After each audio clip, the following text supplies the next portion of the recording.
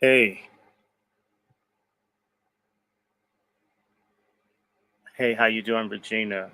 We're about to come in here. We're about to come in. So let everybody know, retweet this. We're about to go live. We're about to go in. We're about to go in on the traitors in the community. We're being betrayed again in public.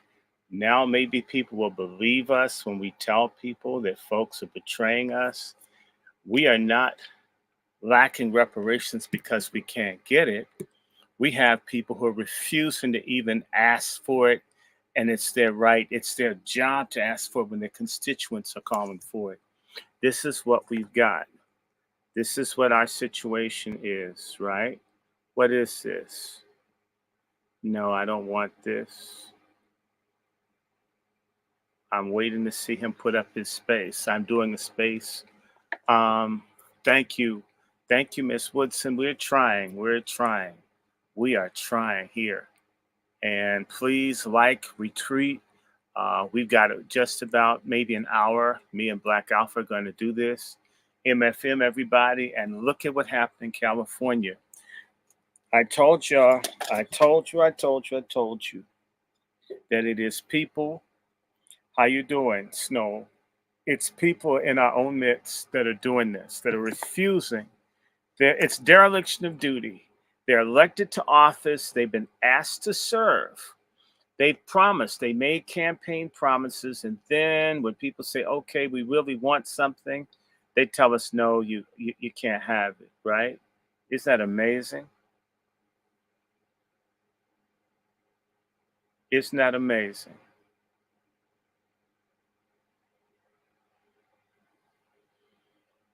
Hey, how you doing, Erica Zawinski? So Regina, Mark Anthony, El Negro Hotep, thank you for holding the fort down. White to you, brother Quentin, Sister Snow, everybody. Retweet this, share it, like it. We're going to be on this tonight. First show with Black Alfred. Uh, sorry. If the sound isn't good enough, this is what I got. If you hear the fan on, well, it's hot. Work with it, it's free. The people with the most complaints neither like, share, tweet, nor donate. It is a fascinating observation. Um, I'm not mad, but damn, it's hot. It got hot. And I'll tell anybody, as a cancer person, I feel great. And so I'm glad I can do anything. Uh, People would expect me to be flat on my back. I'm not trying to be like that. Here we go. All right, I got brother Cole. Think about what's going on in California. Right now, what we see going on out there in California is what we already knew. We already knew that the Democrats were not serious about tangibles for us. We knew that the Democrats was lying, and now it's being exposed and it's on Front Street. And that's a good goddamn thing. Why is that a good thing, family? I'm going to tell you why. Because they're going to come up with every goddamn lie they can find. They're going to make every goddamn excuse. But we're going to continue to show them what the receipts are. Let's make this clear. The Democrats are no friends of us. The Republicans are no friends of us. And the foundational Black Americans want to get something, we got to get it the old-fashioned way by goddamn selves. So they're trying to hustle our brothers and sisters out there. Kamala Harris is running around here acting like she's from Alabama with a fake-ass Black accent. It's the same game plan. Get Black Americans to vote for nothing. And once foundational Black Americans vote for nothing, these folks elevate every single other community ahead of us. That is what we're going to go ahead and stop. That's what we're not going to allow. And that's why this generation is going to move in a different area of time. We're getting real close to the election, and I'm asking everybody, what's the tangible that has been placed on the table for us? Somebody let me know. I'm trying to still figure out what have they done for foundational Black America. I still ain't seen nothing. I still ain't seen a goddamn thing. You know what I'm saying? So we're going to get to the bottom of it. Brother Sage, I don't know if I got you on here, family. Can you hear me? Black first, brother. You got me good? Yes, indeed, family. I got you real well. Family, let everybody know how you feel, family, about what's going on out there in California. Me and you had a good discussion earlier about barrier to entry and how they've came up with everything in the book to try to stop us from elevating ourselves. And right now, we in the 11th hour of this political election and the way they're trying to play us, family. Go ahead. I want to hear what's going on out there in the East Coast because I know you was doing some serious work today about what's going on out there. Can you let the family know what's happening before we get Dr. Short up in here? Oh man, that's a whole other space in itself. Definitely want to break that down about today in this whole quote unquote Caribbean Day parade. Yes, I was present for that. But we'll get on that. And well, let me just say this. I didn't see a lot of Pan Africanism out there. You know who your enemy is. You know, we have a lot of false friends, but I like a lot of true enemies. So the fact that the Congressional Black Caucus of California did not even bring this bill to the table lets us know that they're not for us. So anyone that's like keeping for the Democrats and or Republicans, you get to see the good thing about when bills are brought to the table, whether they're voted on or not, you get to see, people have to choose their sides. And that's exactly what we want and what we need out here. We don't need false friends. We need people to stand on what they believe in and to choose which side that they're going to be on. So I think that this is something good. There's a lot of lessons that could be learned from this. But again, there's a lot of scared niggas out here, whether they be old or young. There's a lot of scared people out here, and they need to be pointed out, and they need to be they need to have the spotlight on them. So I'm glad that people are seeing exactly what these elected officials are not doing for them. In one video, I seen one of the old dudes out there taunting the voters. Yep. Y'all remember that? When y'all get to these polls in November or whenever you guys have special elections, whatever the case is, y'all remember that. Y'all remember the dude taunting you as he's walking into the room, because if they're not doing your bidding, what the hell are they doing in that office? Who are they working for if they're not working for you? And why are you giving your vote to people that are not working for you? So that's what I think is good about this, because a lot of people are seeing what we called years ago about not only the Republicans are not on our side, but neither are the Democrats. This is why I don't advocate voting for Republicans just in spite the Democrats, because the Republicans could have done certain things that they chose not to do it, and the Democrats damn sure could have did certain things and they chose not to do it. So again, when we talk about who our friends and who our allies are, you have to look at the whole picture. And with that, for right now, I'm gonna land, brother. They made a good point. Politics simply in America is this. There we go. All right. Politics in America, family, is 101 ways on how you not going to do something for Black Americans and tell us that you are. But we got Dr. Randy Short up here. Y'all don't know if you can hear me, good brother. Can you hear me? I hear you perfectly. And the brother that was just speaking is more righteous than the name Sage on fire. So thank you, Brother Black Alfred. Bless the whole room. And I said Alfred, but he was black too, Alfred the Great, who was king in England. But that's all right. I just want to say thank you. It's an honor to be with you. You're one of the hell-raisingest people. And in Florida, Trayvon Martin State versus the land of oranges and such. So I thank you for carrying on the maroon tradition in the 21st century and everybody here. And I guess we're just going to do this for an hour, but I want to say to people, all of those that are listening on my various channels, I've got 4 of them running, that some of us have been telling you that the reason that we aren't moving forward as a collective is deliberate, and it isn't just white people. It's the collusion of traitor Black people. And this will not stop. It's the same way if you have a store and people constantly rob it, until you get a dog or security guard or something, you will get robbed over and over and over again. People don't rob banks openly, not because it's wrong, but because it's a consequence. We have not said that you will pay if you betray us, if you lie to us. Pardon my language, we will screw you. We'll go after you. We will hurt you. People respect the Nation of Islam not because they believe necessarily in what Elijah Muhammad says, but they know the fruit of Islam will stomp your ass. We don't do stuff in white neighborhoods because white folk will kill you. They'll kill you for walking through on your way to work. We've never put a penalty structure and a strategy that's enforced. If you hurt us, we will get you. We will ruin you. We will bring harm to you. Our community is tired of being violated. I want to tip my hat to the black father who punched out the white dude who called his kids niggers.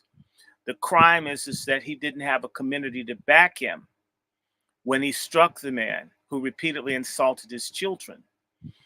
We must learn that any real movement for change starts with self-reflection and self-correction. It will not happen without that. That man that mocked the people, in fact, there's a brother who I work with, Brother Negro. He called me this morning. We were on the phone 3 o'clock this morning because I've been talking to people in California saying that we have to punish these people. You'd be amazed that most of the people on the California Legislative Black Caucus, of the 12 or 14 of them, I'm trying to think, wait a minute, it's 14. 6 of them are in Greek letter organizations. 2 of them are not even Black American freedmen, whatever you want to hell you want to call us. 2 of them identify as gay first. And then 4 of them are affiliated under the auspices of a Zionist anti-Black organization that spies on us called the ACLU. So you literally have 4 people in the the California Legislative Black Caucus that are an organization that spies and takes actions against Black people. Think about it. The Honorable Minister Louis Farrakhan was suing the ACLU for their harassment. And there are 4 people in the ACLU that are on the California Legislative Black Caucus. Just put that in your head. Who pays you is who you're for. One of the people, I'm forgetting her name. I think her last name, her name is Holden. Lisa Holden, I think her name is. She is a Barbadian who's on the committee that was the drafting committee. How do you get someone from another country who's with the ACLU? My God, I mean, we have to stop this. It can be stopped. You got a cell phone. You got internet access. We could at least flood, crash phones, computers. You can do ballotopia. You can find out who funds them. You can threaten economic retaliation. Look at what the white people did with Bud Light last year. You know what? You'll never see any boycotts in the Black community. I'll even say this of independent Black media people. You never see about a boycott call. And I'll say it to a person over the phone in private. I'll say it to you. Why? Because we want to do business even with people that hate us. To me, I like enemies. I like to know where people stand. I don't want everyone to be an enemy, but some enemies you can't avoid. Why not? I don't like Nick Fuentes. I don't want to like him. Period. Forever.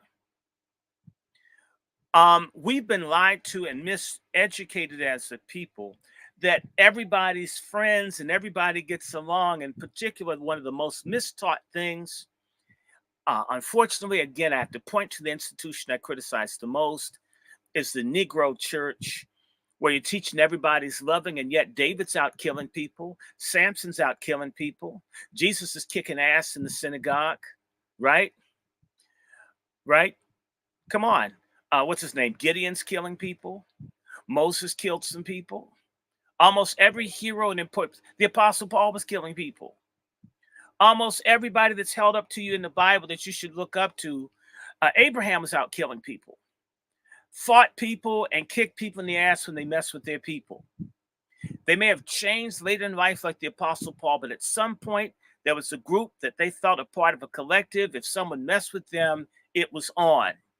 So the whole Bible teaches you about contending for the faith and all that, all this, but the same crooked, no good people in the church tell you everything's kumbaya, color of people, we're all together, and all we've experienced is being rejected collectively, incarcerated collectively, made homeless, made poor, made the victims of scorn and discrimination and apartheid and everything based on who we are. And yet these lying coons have the audacity to tell you that everyone's going to like you when the very Bible says you'll be hated for my name's sake. If you are a Christian, most of the time you're going to be surrounded by enemies. Every other group of people that's making advance in this country, Jews and everyone else, sees everybody else that's not in the group as an enemy. We're the only people that hate one another and see everybody else as a friend. That's how you get here. We have a philosophy of xenophilia, and yet we're fratrophobic. We hate our own brothers and we love our enemies. That's how you get them getting the Freedmen's Bank proceeds. That's how that Negro could disrespect people there and not be afraid. That man's car should have been spray painted. There should have been toilet paper thrown all over his house. His wife should be in tears. People should be at his church telling his pastor, we'll never come to this church again. In fact, we're going to release all the pictures of you messing with kids because that nigga disrespected us in the state house. That is why people are on code in other communities, because when you're off code, you get your behind stomped. So I have a sister on assignment. She knows you, and I gave her a strategy. We need to be demanding, first and foremost, that Kamala Harris and all of them apologize to us for saying that they don't support reparations. We want to see that drunken slut make a call to Newsom that they need to sign it. They need to have a special session of the California legislature just because, damn it, we want it so. That's what other people do. But the people who want to lay up in bed with other people that hate us, that want to live next door, want their kids to intermarry with these people, are not going to stand up to their enemies. They're too busy trying to tongue kiss them and have oral copulation and make pornos with them. That's what they want. They could care less if we live or die. The same thing that those people did in the California Legislative Black Caucus is the same thing that the little crooked African chiefs did that sold the African ancestors of our asses over here. We've got to end the slave trade in our culture, and it starts by punishing people. The African trade or commerce in African people ended largely, and this is disgusting, but it's true. I got a $40 book in my basket, y'all. When y'all see me out here begging, half the time you see all these books stacked up. You need stuff to prove your point because people don't listen. They don't believe you even when you do have a PhD. They had to blow up and sink ships and shoot and kill people to stop the slave trade. And unfortunately, it was the Europeans that ended the slave trade because they needed African non-slave but unpaid workers in Africa. We have not lifted a pistol, a brick, a bottle, an egg. We haven't even farted against the people who betray us from within our community. And what's happening right now, it's very interesting that this happened in August. 40 years ago, something very similar happened in August in Atlanta, where the old school silent generation sellout boomers, among them Andrew Young, all sided with the Democrats against the insurgent grassroots movement that got behind Jesse Jackass in his first Democratic Party presidential nomination run. And folk were fighting and cussing, and in 40 years, not since then, have black grassroots said, you motherfuckers, we're going to break your ass. They were talking then. We must hurt these people until somebody gets some hate calls, some hate mail, till people show up in the church of that no good Amos Brown, the pastor, so-called pastor of a Hindu named Kamala Harris, who's trying to become a Jew and they don't even want her. People need to be in that nigga's church and turn their backs on him and curse him in his church. We have to make people hurt. People need to understand the Montgomery bus boycott wasn't nonviolent. Y'all have been lied to. You didn't get on the bus because they beat your ass if you got on the bus. You really think black folks, with all of our diversity of opinion, we're not a monolith. We're not a monolith. Do you really think for their own betterment that someone could ask them to stay off the buses and they just did it because it was the right thing to do? As lawless as we are? No. You knew not to get your ass on the bus. And a generation before, a decade before, in the 1940s, You didn't get on the omnibus co in New York because they would beat your ass if you got on the bus. How dare you get on the bus when they won't hire black people to drive them? And the decade before, don't buy where you can't work. How dare you shop in a store where they insult us and disrespect us? It was always force, because a lot of black people, only the reason that black folks kiss white people's ass is the fear of white force. There is no fear of the force of black freedom fighters. We must establish fear in the hearts of traitors in our community. Do you really think that the black doctors just voluntarily helped the Black Panthers with their sickle cell project?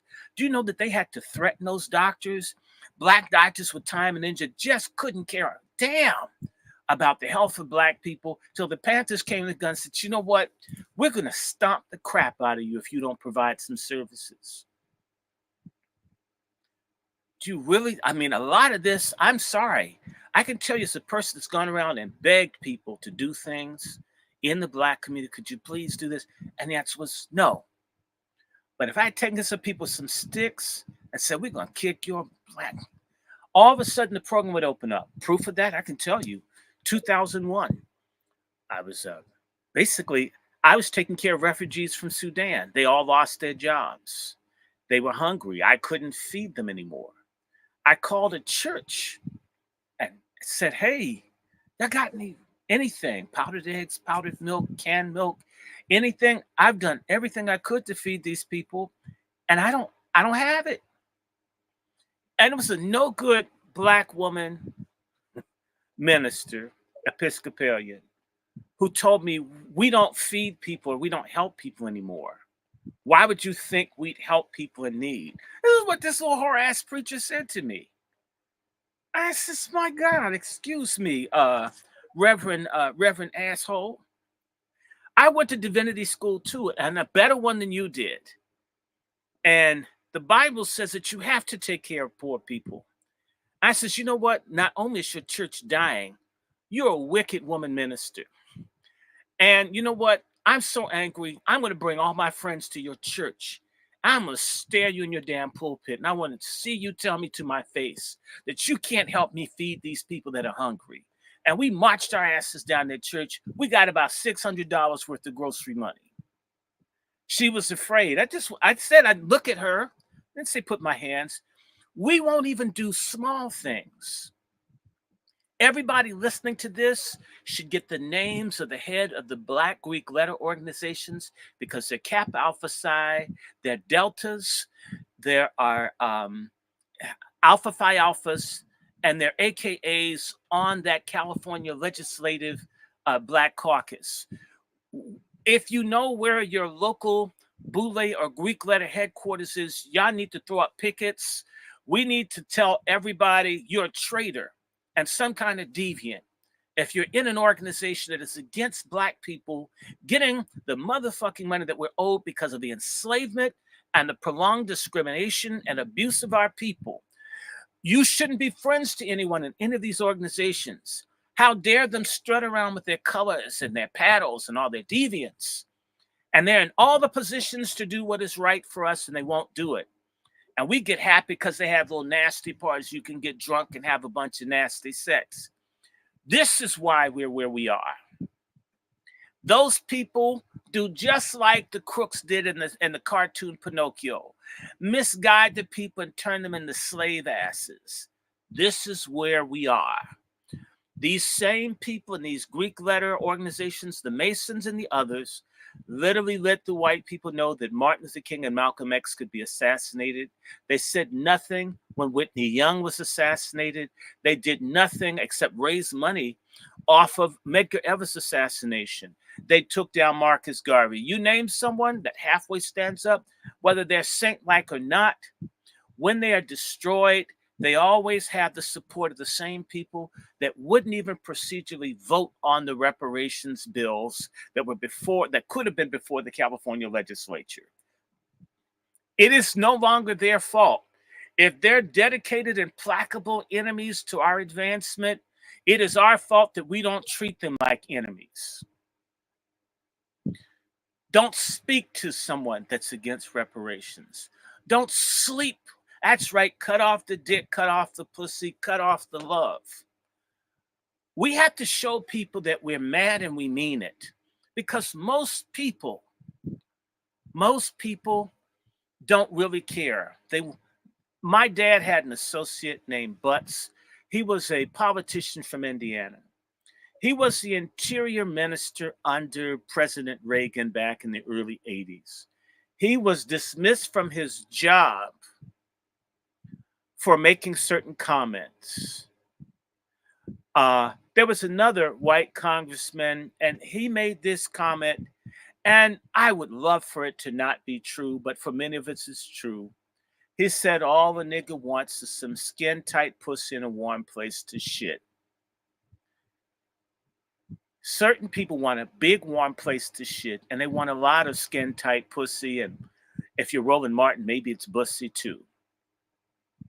They don't care about us. Michael Jackson was right. They don't care about us. We have to care about us. We've got to do this. The NAACP, all these, we know that these groups are fake. Why do I accuse the Greeks? They've got 3.5 million members of the best organized Negroes in the country. They're not for reparations, people.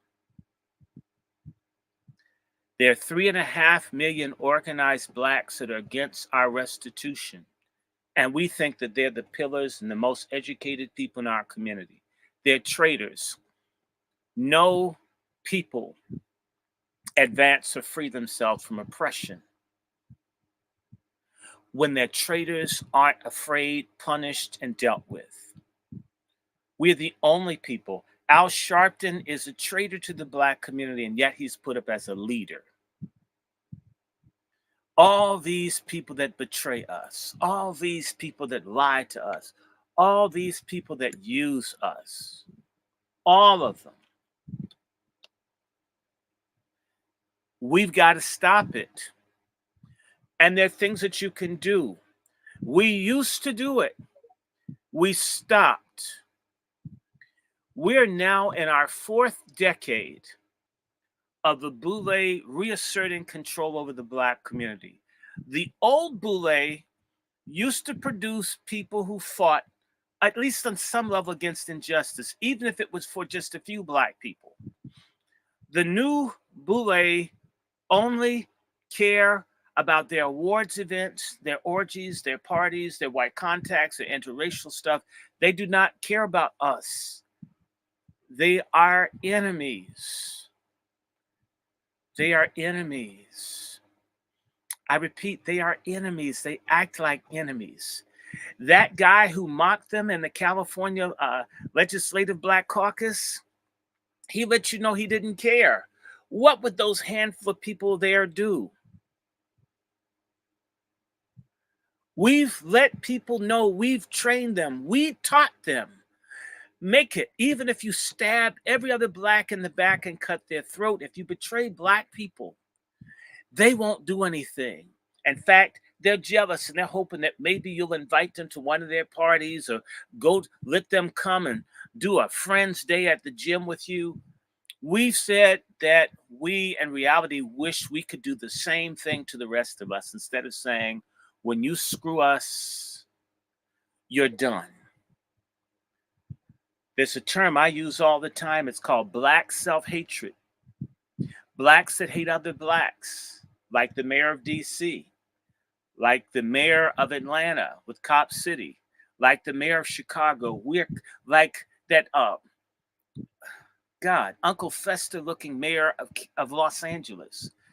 Over and over again, we see these people who hurt us, who hate us, who betray us, and yet we do nothing. Okay, we have people on TV. If enough of us complain, in fact, we could do that. We could get Roland Martin's ass off of YouTube. Why do we have to look at his ugly, great pumpkin jack-o'-lantern looking ass? His deviant self with that man-ass crack up on his channel. He doesn't know where it came from.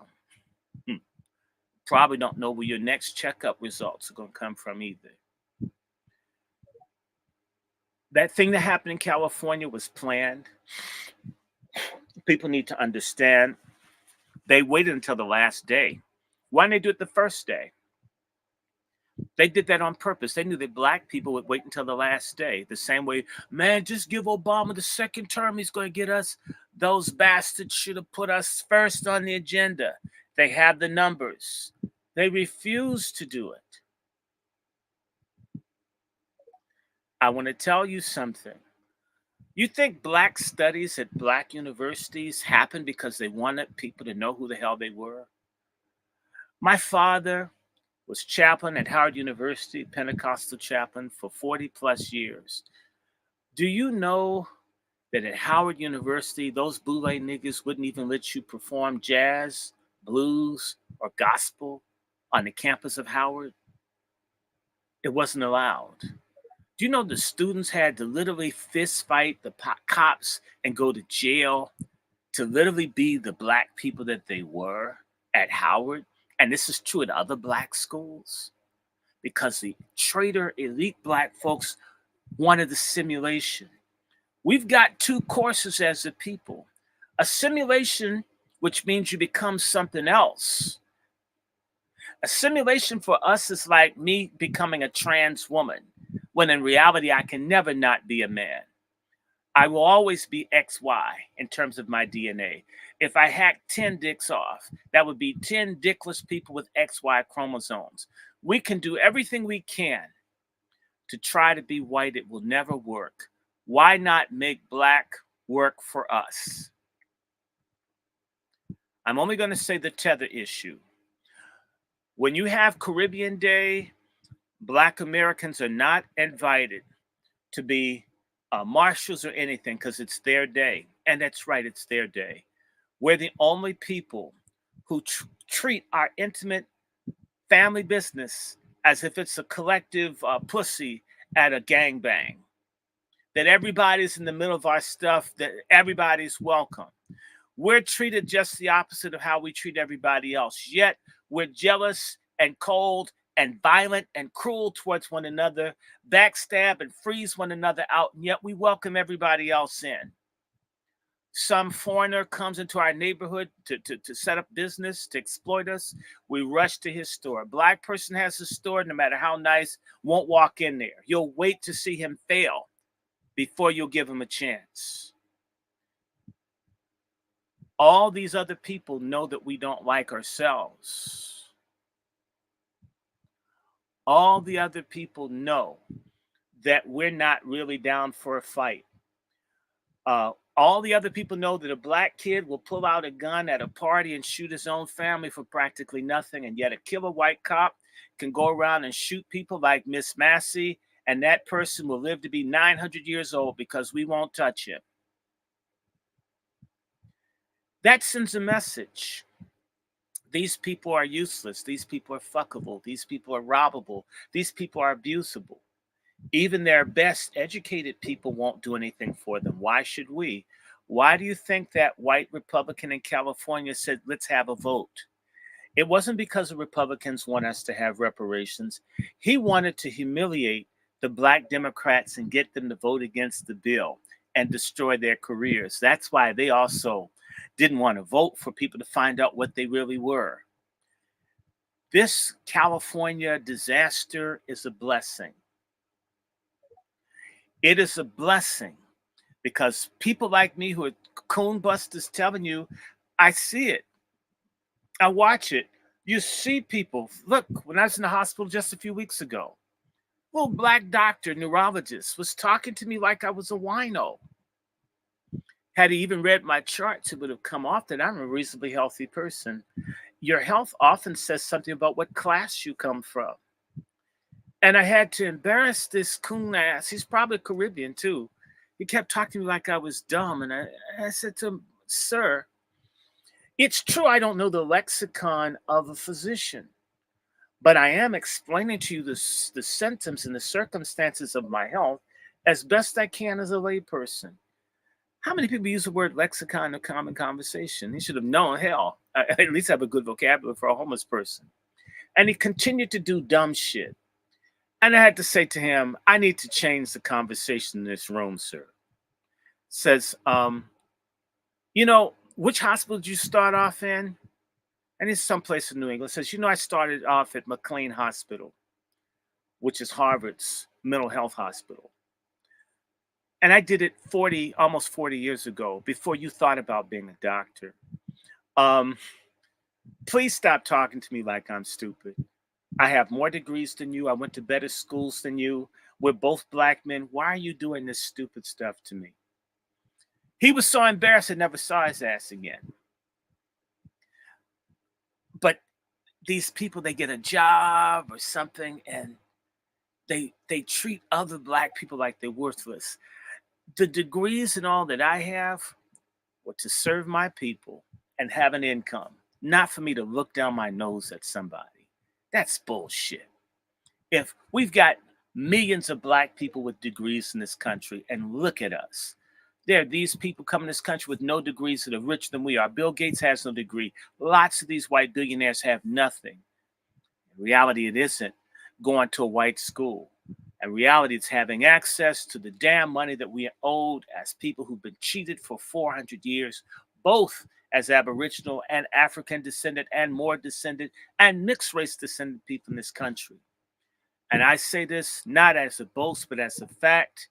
The governor of California is my cousin. Maxine Waters is my cousin. Every president of this country, with the exception of Martin Van Buren, is my cousin, and I'm not the only person in my family. There are a bunch of us. We've been cheated so many different ways. I've been cheated out of whatever I'm supposed to get out of this damn white lineage or more lineage, whatever the hell it is. We've been cheated so many times over. The longer I live, the more stuff I've learned been stolen from me. Not going to college, not having a degree, not having my ass on the shoulder, not being in Jack and Jill, not being Greek, not being Mason, not screwing laid up with ugly white women, not being LGBTQ, but because God made us, we who are Hebrew, freedmen, whatever the hell we are as a combination, we've been robbed so many times until a damn computer would explode trying to tabulate what we're owed. And damn it, we should be doing everything we can to get it. And part of getting it is punishing the people within our ranks that say we can't. I don't countenance a conversation with a black person that's anti-reparations. I'll go off on them right then and there. We have to do the same way you talk about Trump and people start yelling and screaming, the same way y'all fought for these damn jabs that are killing everybody. You got mad if they didn't do it. We have to do the same thing about this damn reparations. And to hell with these damn relationships. One of the biggest problems with niggas is everything is who you know and who you're connected to instead of what's the principle. The principle is we need our damn money. And the other principle is we'll do whatever that we have to do to get our damn money. And either you're for me getting my money and you're my friend, or you're against me getting my money and you're an enemy. You're just another kind of white person. You're just another kind of cracker. You're another kind of Nazi. You're another kind of slave trader. You're someone in our history of enemies that I'm against and I can't work. If a tractor trailer drove over every person in that legislative caucus and killed them, right now I couldn't tell you I'd shed a tear. My gut feeling would be good riddance, get them all. Only when people see you're that angry because they think we're clowns. As long as we're clowning at Comedy Central and at the Laugh Club and this, that, and the other, and we're after Megan Thee Stallion and all this garbage to confuse us, all the weed smoke everywhere is long, and we drinking Cristal and Ciroc and Pink Champagne and Power Master and whatever 40-ounce garbage that we gargling on, as long as that, and we got all these trannies everywhere, as long as we're distracted by the immorality that was described by James Weldon Johnson's song, Lift Every Voice and Sing, lest we be drunk by the wine of the world, we forget thee. The thee who promised us a land of milk and honey that we've provided for everybody but ourselves. Let me stop here. Let's open this up. You ready, brother? Yes, indeed. Yes, indeed. First off, let me say this. Certified salute to our brother, Dr. Short. I'm talking. about on point, thorough as it gets. You know, I appreciate you, brother. I learned so much from you. You know that. So certified salute to you. Anybody who wants to come up, come on up. Anybody who's got something to say, a question. If your hairline is going backwards, you're not coming up. And if your forehead is a 6 head, it ain't coming up. So don't even bother. We're not wasting this real thorough conversation with the doctor and all of my brothers and sisters here on no time wasting tether. So certified salute to everybody. Brother Sage, did you have anything you want to add on? Yes. First, I want to thank you, Brother Short, for all the knowledge that you always give out just so generously to your people and that you have been doing throughout the years.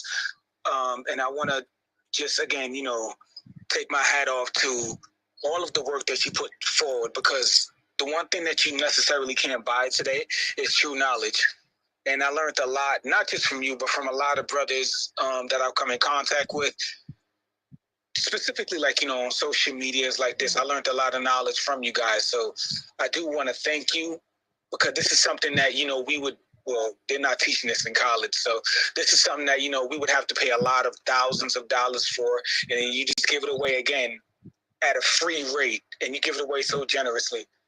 So I want to thank you for always giving your time and your efforts at doing that.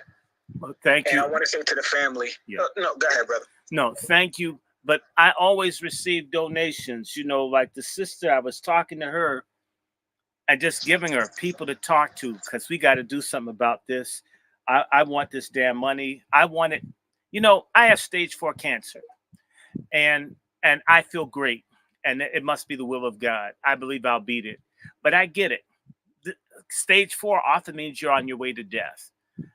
I may not be here, although I think I will. But I want it for you. I want it for the other people. I'm angry at the thought that someone's going to have to go through what I went through all over again. That's insane.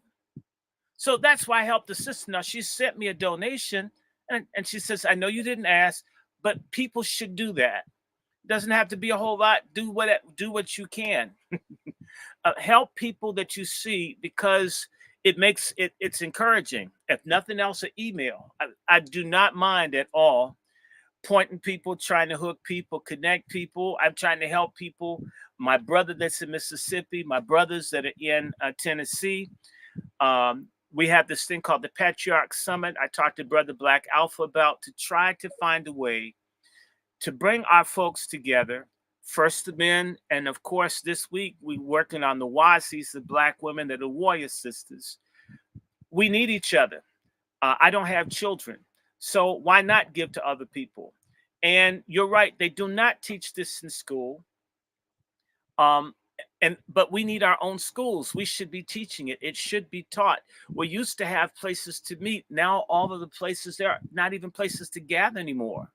There's people listening to you. You can't online. I mean, the CIA and everybody's in the middle of what we do.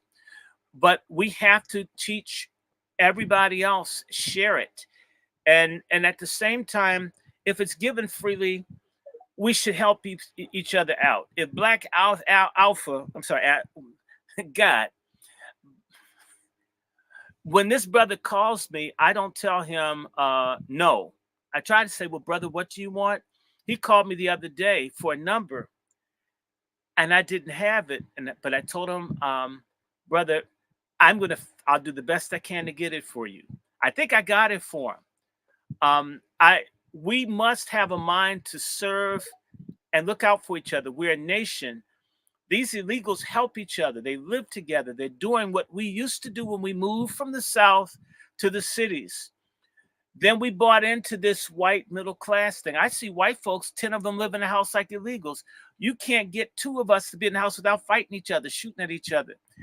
We need some love. At least I think I love Black people. I don't love coons. Pray for me. I'm so angry with coons. I don't think I could be a Christian around the California legislative Black caucus. I think I would be very unchristian. I don't think I wouldn't be able to cuss or want to fight someone. Even in my bad health, I should at least get my friends, somebody do something, one of these people, so I can sleep good at night. You know what I'm saying? I get angry about the injustices that happen that go unpunished amongst us that we can correct. And the other injustice is to not invest in each other. Invest your knowledge, invest your time. If you can give a few Dollars do it. They do it at the comedy club. They do it at the strip club. They do it at the liquor store. They do a range of things. Do what you can to help one another. That's the beginning of us getting out of the mess that we're in, is to do what we can for one another. I could definitely say, brother, you've done a lot for me. I appreciate every time we talk. I got a chance to meet our brother 2 times just in DC. I got a chance to share the stage with him. That's the highest honor of my life. And when I say that this is one of the greatest minds ever in our lineage, our community, I mean that. And you guys make sure you look up in the Jumbotron, and you guys make sure you support our brother. I've just posted it up there. You guys make sure you support our brother the same way people support their other communities and this, that, and the other thing. Make sure we put that same love into each other, because I know we will. Certified salute to you guys. I want to speak to our Sister Sean. It's another person I got to meet in DC, another certified. Sister Sean, you know, the stage is always yours when it's mine. Go ahead, sister. Yes, thank you. Peace, power, reparations, and restitution. I just want to follow up with Dr. Short. I just kind of scanned, and I hope that on stages here. What I want everybody to know is that, you know, there was some kind of passion. But this man has survived a heart attack, like coming off another major. And we are out here, and we're out here for a reason. You may not know what our delivery is, and you may not like our delivery, but we're actually out here to be God. And when it comes to him, I see that he's zeroing in on the current elections, which is important. We've got to prioritize it. But this man is deeply globally, internationally. He's been on international stages and recognized on a global scale. You may not understand that piece of it because we're just kind of dealing with Kamala and Trump. But when he comes on, I just want people to appreciate the very first space I ever did. I did one Twitter space in my life, and he was on it.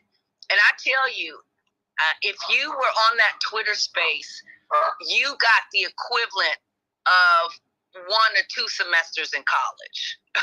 Literally. It's something that you didn't have to pay for, and you may not understand it, but I understand it. The knowledge that he was dropping is something that it would have took you 2 years to catch up. So I want people to kind of really understand that. And we're kind of on the back end of stuff. I see the young people that are out here doing the thing. Marcel, he's doing the political thing. He's an educator. I think he knows. Black Alpha's doing it. We got our eyes on everybody, but we're winding down, just to be the truth. So take what is being delivered to you. And really respect it and really understand. This is a professor. He went to Harvard. He's not going to toot his own horn, but I am, okay? So he's already at Howard, Harvard. He's been there, and he's pouring out to you. And I kind of do the same thing in my way, because I'm at the end. You know, it's time for you all to take up the reins. So that's all I wanted to say. And I'm proud of everybody in the spaces fighting in different directions. The California, that was a defeat. It was it's the battle, but it's not the war. We may have lost the battle, but we did not lose the war. We're going to march forward. There's no way that you can go forward unless you do one foot before the other. There's no way that you can clap without a left hand and a right hand. So we're going to continue to clap, and I'll fold my chair. Sister Sean. Yes, ma'am. Thank you so much for that, Sister Sean. Okay, so since you touched upon it, Dr. Short, I guess we can.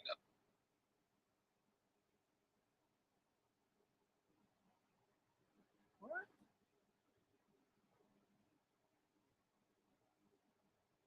Touched upon it, Dr. Short. I guess we can bring it to the forefront of exactly why, because we wasn't going to do that, but since you touched upon it, we can talk about exactly why we did this space. Dr. Short is our brother, our uncle, our father, our spiritual teacher, whatever you want to call it. We and our brother, as he brought up, has stage 4 cancer. So we don't know. My brother's strong, and we know that you're gonna fight this all the way through. Yeah. But we don't know how much time we have with the brother. So we want to give the brother, his flowers, his cigars, all the love that he can and receive while he's here. So that's what this space is about. Just telling, just showing the man that we truly appreciate everything that he's done and everything that he will continue to do, and all the love that he has and will always give. So, yeah, me and Black wasn't necessarily going to bring that up, but since you brought it up, brother, I just wanted to let the room know. So, know that, family, when you donate, and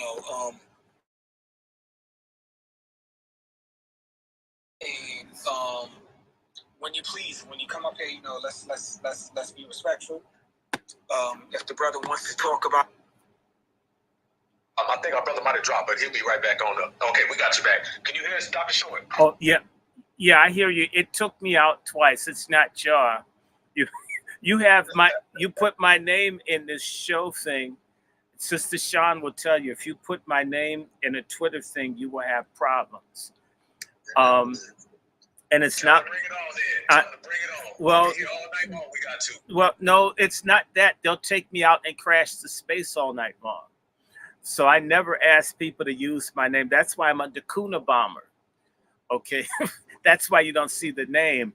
Talk to Dewan B. Talk to anyone that has me on their platform. They begin attacking you. If I'm allowed on, they come after you in the algorithm. So, believe it or not, some people aren't allowed to be bigger. They do not want you hearing what some of us have to say. I'm not the most profound person. Dr. Claude Anderson is they're people way smarter than me. Way done more. The thing is that, they're up in years. I'm sort of between. I'm 59. I'll be 60 in February. Everybody in January, from January on, that would be the beginning of people who are in the X generation becoming seniors. I'm just a few months from being a senior. But I'm a bridge between the boomers and the silent generation and the millennials, the Zs, and all the others. And so that's sort of how it is, bridge between the generations. But thank you, Sister Sean. Y'all need to know the Sister Sean. I was thinking about her. She came over, had the garbage disposal at the house fixed. They sent over food. They've been taking care of my mother, just been like an angel. She's a righteous person. She's what I call a wazi. This is a fighting sister, a good mother, a good person. A lot of what we do is we've been criticizing the culture in our community, not because we don't love the people in the community, but because you care. Dr. Martin Luther King says, if you love something greatly, you'll criticize it because you care. So if you hear me, what seems like a black conservative just beating up on black folks, they're those people who I call Republicans who hate black people's guts.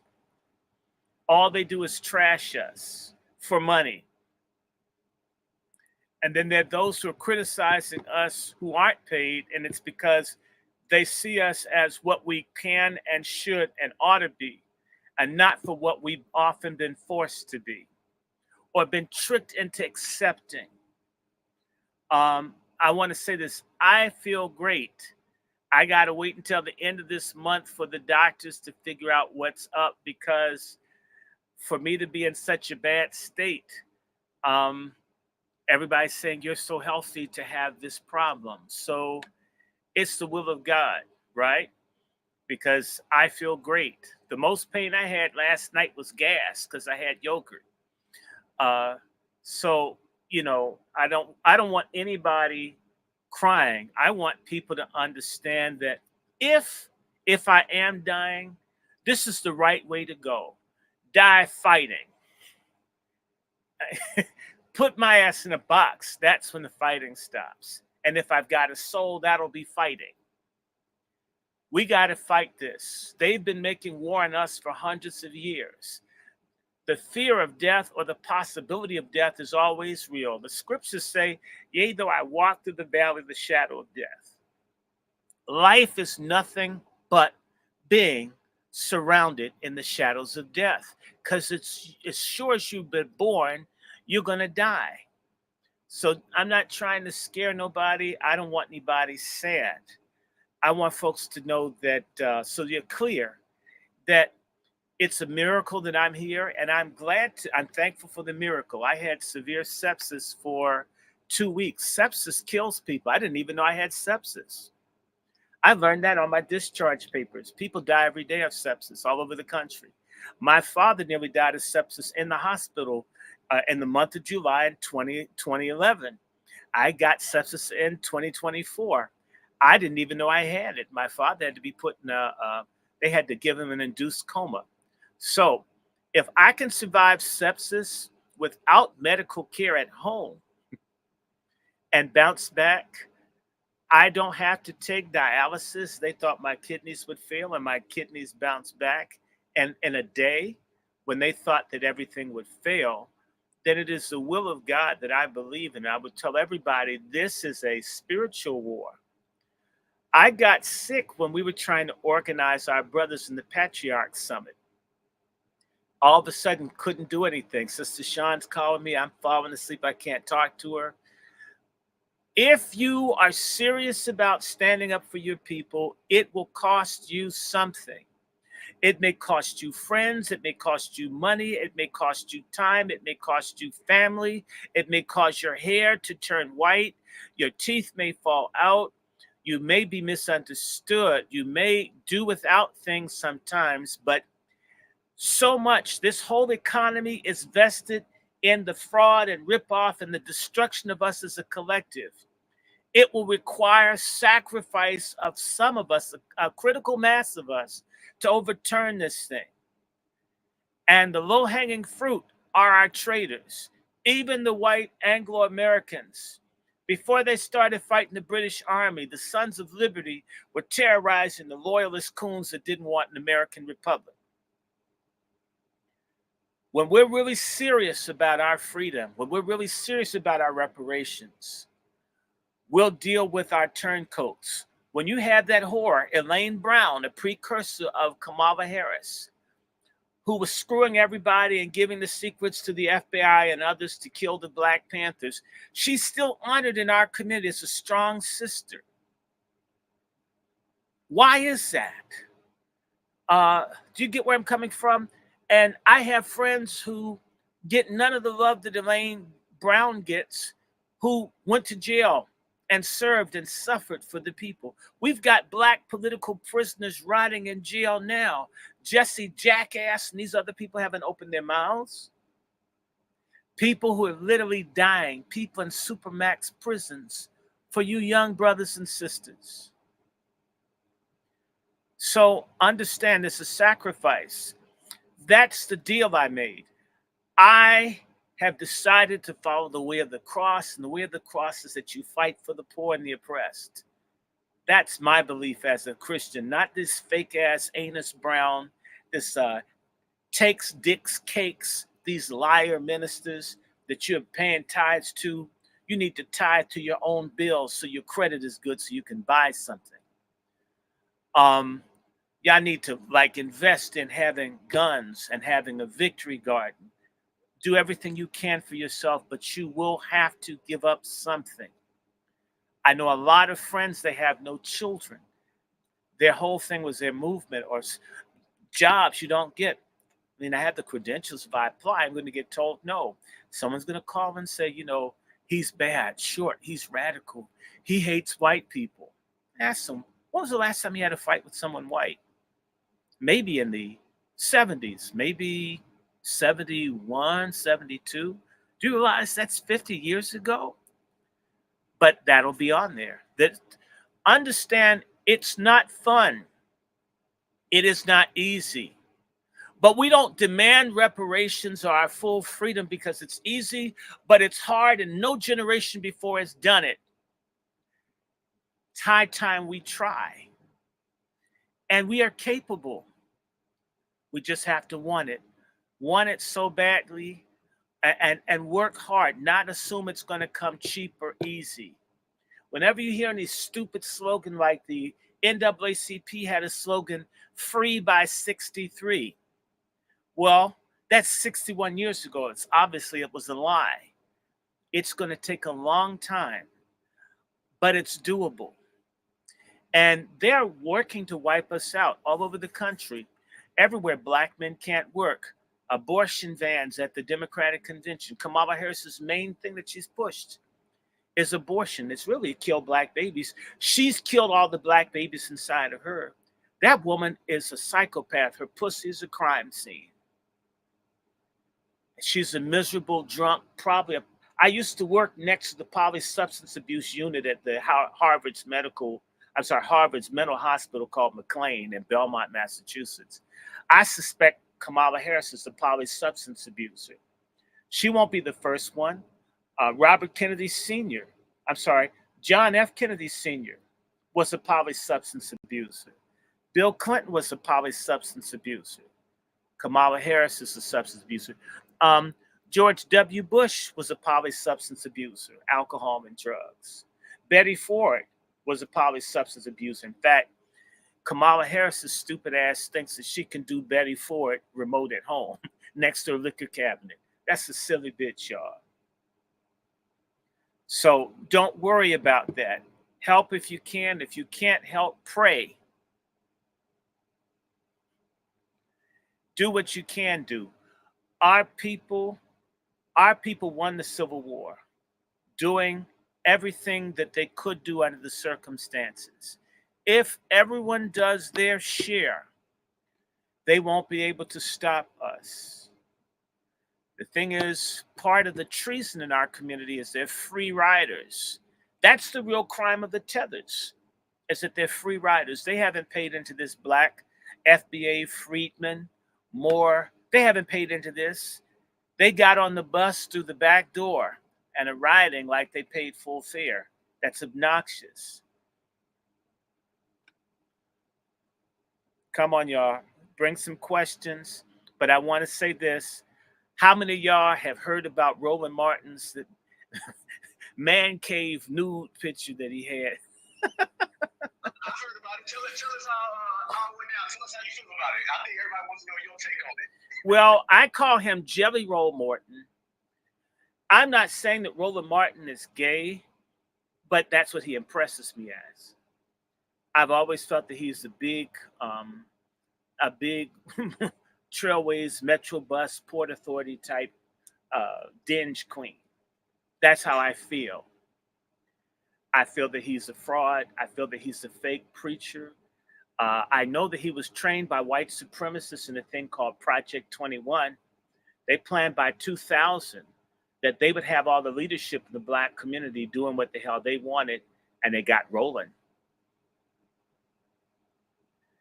I think that Roland acts and does a lot of effeminate shit. He's always got on girly looking type stuff.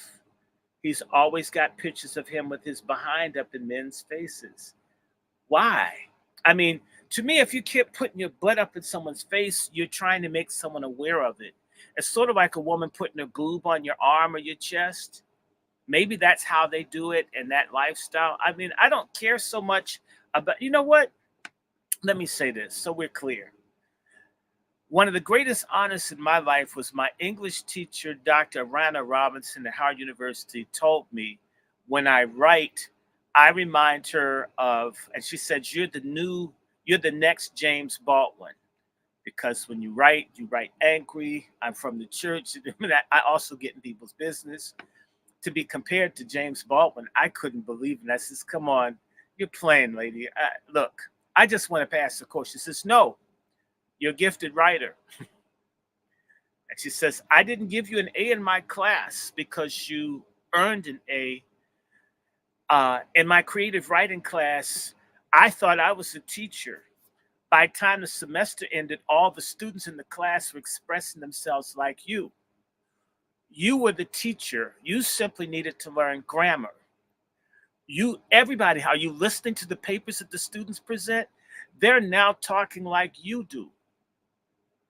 That's why I gave you an A, because you taught your peers how to express themselves.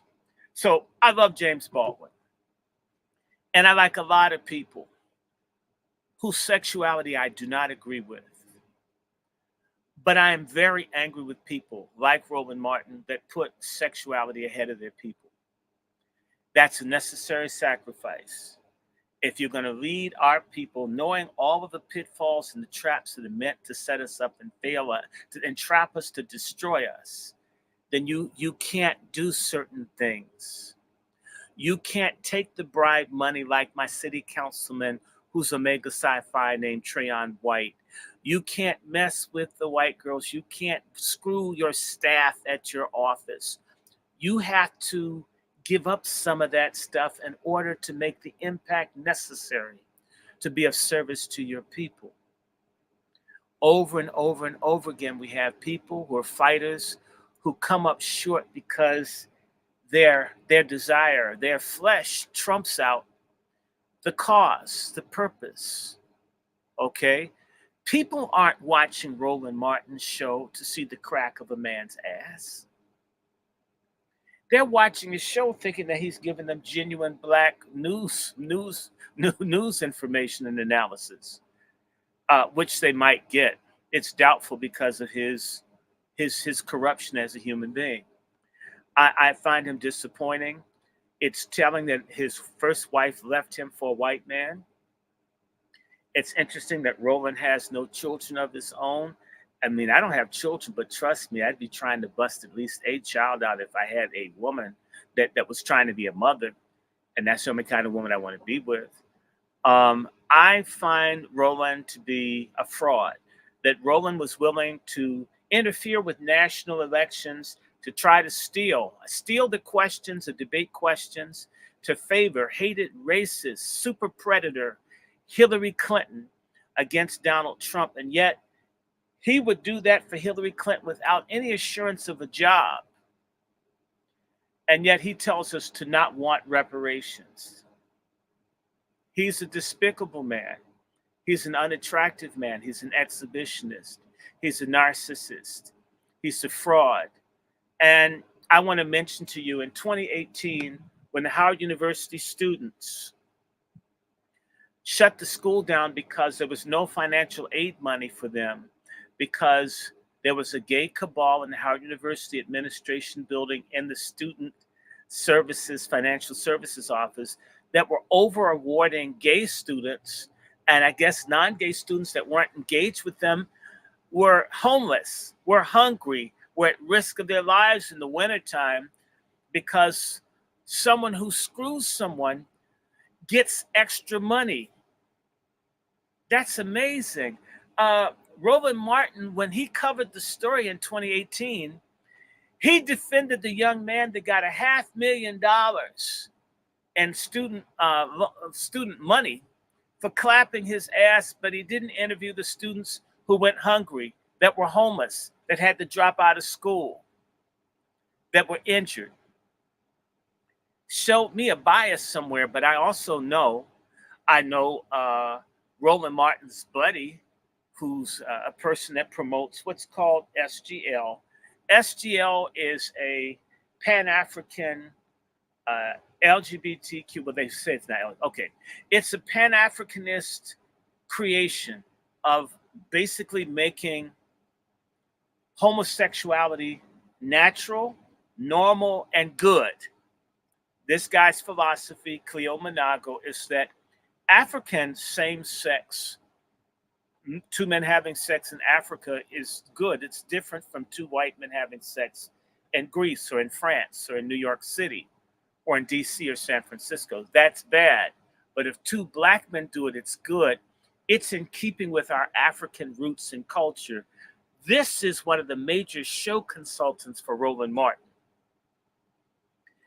This is not what I think. This is what I know. This is why you will never hear Roland Martin talk about human trafficking on his show. You will not hear him talk about pedophilia on his show. You will not hear them talk about them sexualizing children on his show, because he's either a supporter of, or tolerant of, or a participant in that greater tangle, LGBTQIAP, and so the alphabets go. Either he participates or embraces it as SGL. Well, in Africa, homosexuality was different. It was good in Africa. It's only bad in America because of the European influence. That means if you get your asshole garroted in Congo by a soldier attacking your village, it's good because it happened on the African continent. But man, if you even thought about that, the minute that you crossed the Sinai Canal, the Suez Canal, that's bad. Do you get me? That's some whack shit if I ever heard it.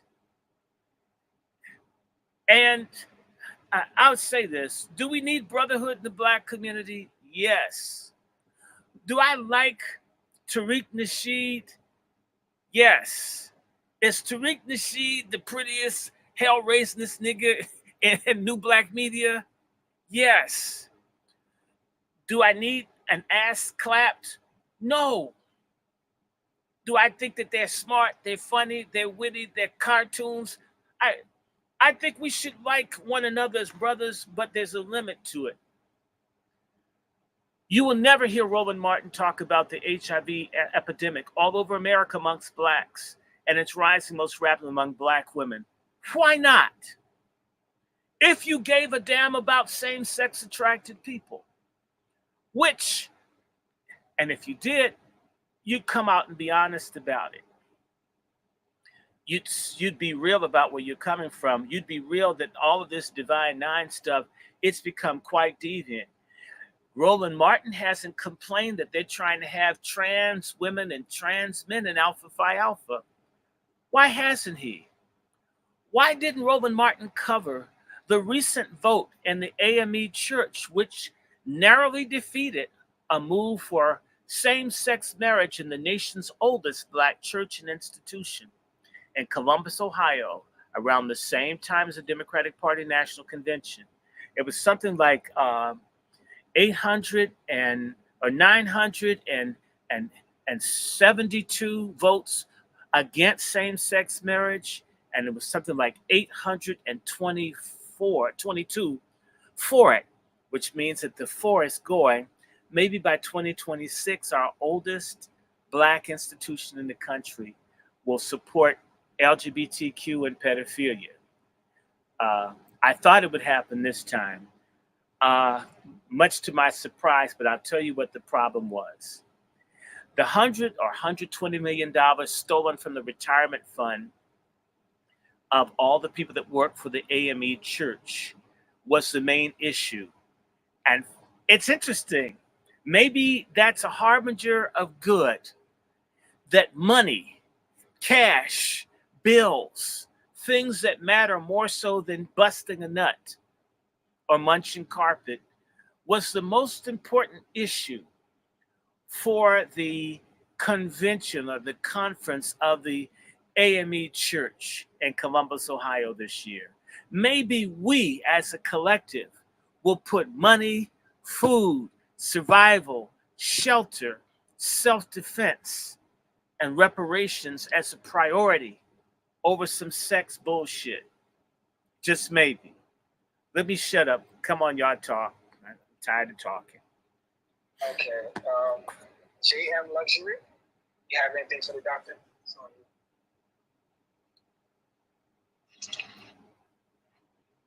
Yes, I do. Hi, Dr. Short. Hi, Brother Short. How are you? JM Luxury. Yeah, can you hear me? Yes, thank you. Blessings. Okay. I just wanted to chime in. I too am have had my doctors tell me that I don't have long to go. But I do have the same vigor as you do. Anyone on here that know me behind the scenes understand my fight for life, but I do not let it stop me. However, brother, I would love to get to talk to you because I have come across something that I think Dr. Sebi, as an ancestor, let me going out to the people. And I have been taking this, and believe it or not, they are saying my blood counts, and now I don't need a kidney. I was on a kidney transplant list. I don't need it now. My liver seems to be doing a little better. I'm still waiting for my results as far as my cancer and my lupus. So, but I feel like I have the energy that I had when I was 25. So let me say this to you, Yes, because I didn't want to talk about health, but I will happily talk to you. You can email me, anybody that wants to, as long as it's serious. I don't mind serious people. I know you're serious. I'm 72. I'm speaking in general, not to you. I'm saying I want people to know when I give my email, if it's serious, I respond to people. If it's foolish, I'll basically ignore it and say, find someone else dumb to talk to. I'm a racist against ignorant people. I don't want to sit on the same bus or drink from the same fountain, breathe the same air. Intelligent people are always welcome if I can accommodate them. My email is very easy. It's wrandyshort@gmail.com. It's wrandyshort@gmail.com. I write people back. And I know some people that can tell you something about lupus. And I know, and I will plug you into people that I know. And in fact, that's one of the things I'll be talking to you, because I was trying to think when I talked to my sisters about the WASI Summit, bringing the Black women together and getting Black women to become the health warriors in our community. That this is doable. Now, I need to give a shout out to Mother Azima. I want to say this, a quick story. It's funny you mentioned Dr. Sebi. I'm one of the last people. I'm the last person that Dr. Sebi was going to teach. I got invited to go to Honduras with him, and everything I did to get the money to go just would not work. No matter what I did, and every kind of money problem happened all at one time. I could not make the trip. I was supposed to go with a friend of mine whose parents are from South Africa, but they're real brothers and sisters. He and I were supposed to go, and a week or so into Dr. Sebi's trip, I told my friend we weren't meant to go there. Something bad's going to happen on the trip. And since I want to be wrong, because I really wanted to meet him. My great grandmother was a medicine woman, a Native American medicine woman, and a second week, and I started asking. We were supposed to get a call from Dr. Sebi's assistant, even if we didn't make it to Honduras, how we would get trained when they came back. By the third week, I told my friend Cali, we're never going to see them again. They're going to kill them. I know they are. It's something really, that's just, I only told one person because people think I'm crazy or they think I'm jealous. No, I love these people that heal. And I kept saying, did you hear from us, Cali? Did you hear? I says, man, it's not good. We're not going to see them again. By maybe about a month after they left, like the week I said, what, they've been killed. We would have been killed too if we went with them. It came out that Dr. Sebi supposedly just died down there. And so I whenever I hear Dr. Sebi's name, I think about, Lord, had I been with him, me and one of my best friends would have probably been killed. So when I say that, God keeps you here, I feel confident. Bad things can happen, but you're looking out. But people can always write. And you don't have to be a celebrity or superstar. I don't want to be famous. I like fortune. I don't like fame. And if I had a fortune, I don't want a Bentley. I don't need to live like Diddy and them to be happy. I'd probably help other people, make certain I took care of my close friends and family.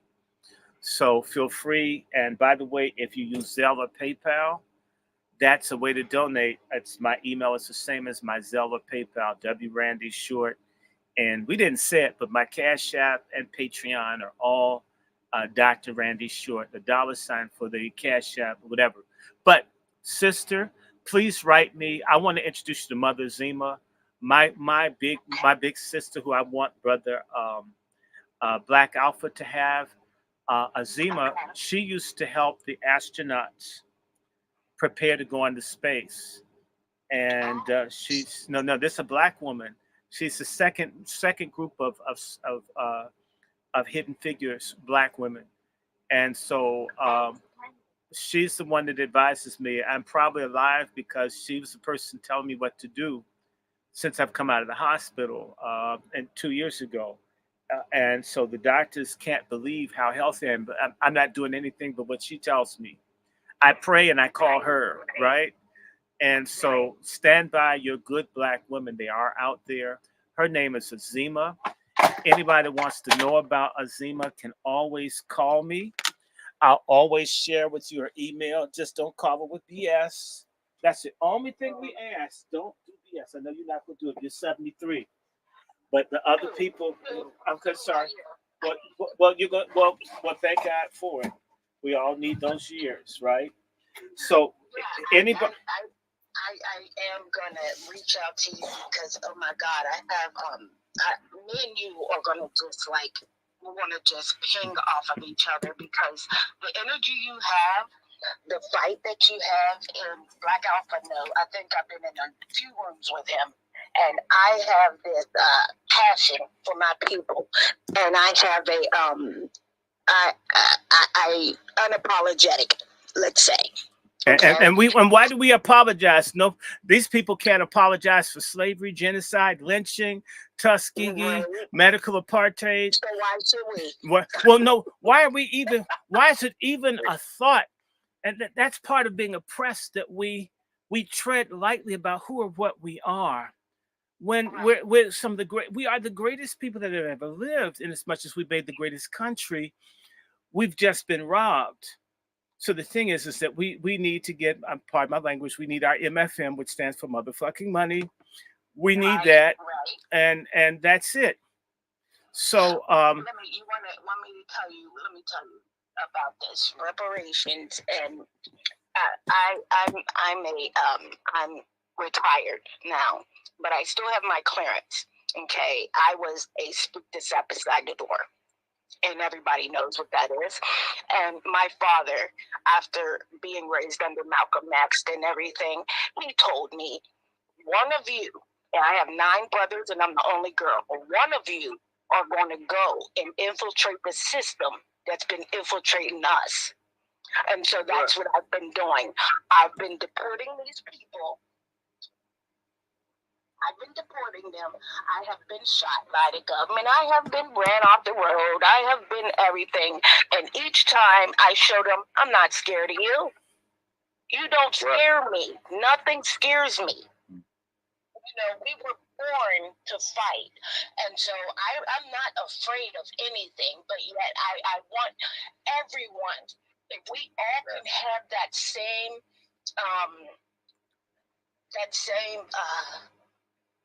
passion, and if we all can come together and let's fight on this white man's platform, because every time we do that, they find a way to infiltrate us and then come in. You get what I mean? But no one can make me fight my brother or sister in public. And anyone on here that I've ever had a problem with, give me a call. I don't give you a Google number. I give you my direct cell number. And I tell you, like you said, don't call with the BS. Because I'm very unapologetic with my tongue. I speak it, I mean it, and I live it. Just like when Brother Marcel, when I first heard he wanted to run, me and my husband got up off our old asses and we went down there and we walked those streets. And I think I was the first one to put video of me walking down the streets and getting the young people and hearing from the old white people and the younger white people that they didn't even know about Marcel. I said, well, you know about him now. Let me explain. I was letting them see different, hear him on different platforms, how well he speaks. And that's what we need in our community. Now, my time is almost my time. I'm sitting at the grave. I'm just going to keep it really honest. I'm about to join the ancestors, but even when I join the ancestors, I will still be in this fight from beyond, just like they are, because we are the only, and I tell everybody, we're the only people on this earth that has a signed contract with the government, and yet they don't want to fulfill that contract. But they're covenant breakers. They owe us not just that. Some of us are from the original nations. They're covenant breakers. They're liars. They're takers, and they make piracy. They make music. They make piracy. And he's going to be having a space with Ishmael Friedman on our music reparations. Right. So let's do this. That also. They've stolen everything. Hit them from everywhere. They've stolen. You understand what I'm saying? Yes. But let me tell you, you guys, everybody, I need to tell my Black family this, and I need for y'all to share this and spread it any and every way. Here in Pittsburgh, I wanted to see how it went. For the last year to 2 years, we have been under the Pittsburgh Purge. Now, if anybody has watched the movie The Purge, we have been under the Pittsburgh Purge. They have taken, it's 300,000 Black people and only 700 police officers to deal with 300,000. And what happens is from 3 a.m. to 7 a.m., I don't care if you get shot and murdered, that body will not be touched. You got to leave a message. You won't even come. So we fought hard. I was part of them. We fought hard for less, for this over policing. So the white people, they thought they were being slick, and they said, okay, we're going to do this. So they took them. But would you believe, thank you, Lord, since they have stopped over policing us, we've had 2 murders. 2. And I'm still looking for some more. 2. And it almost brings me to tears because I'm like, that's what it was. We have been going at each other because we're under pressure. So now we don't have that police car in our windshield. We can't look and see a police car. You can't see all that. Now we have to depend on each other. And now here in Pittsburgh, you would not believe, we walk around. People walk around, if you got your gun, you have it on your hip. I mean, everything is so, and the next place that they're going, we were they wanted to first try it here because it was a smaller amount of Black people, just in case they had to get us together, if you know what I mean. Well, it didn't work. It didn't work at all. Actually, it smacked them in their face, and white people. I'm sorry. I can't hear you. unfortunately, we should police ourselves and look out for ourselves, not just leave it up to the other people to like kind of police us. Because we know that they're more interested in like race soldier-esque, as I would say, rather than policing. A lot of these people out here are not police officers. A lot of them are police officers, but they're also race soldiers, and the police officers don't let us know who the race soldiers are. That is always going to be an issue with what I feel with policing. So shout out to Pittsburgh and yes, and if you want, I'll put the link up there and you can read. And honestly, the white people are so angry because guess who is killing each other? The white people. that's the story of America right there. But now you see what I mean? So they keep on saying black on black crime. Well, guess what? Pittsburgh hasn't had any. We haven't had any. So now, what's your point? Absolutely. Respect, sister. We gotta get to the hands, sister. I don't want to hold our good brother, Dr. Short, up. But, okay, I just wanted to let people know that because they are now starting to try other states. So be looking for that to come to, I think they said they're starting in California, then they're going to Florida, then they're going to go to places like that, but they're going only to black communities because they said, oh, y'all want to keep complaining about over-policing, well, we're going to take them away, and we're okay with it.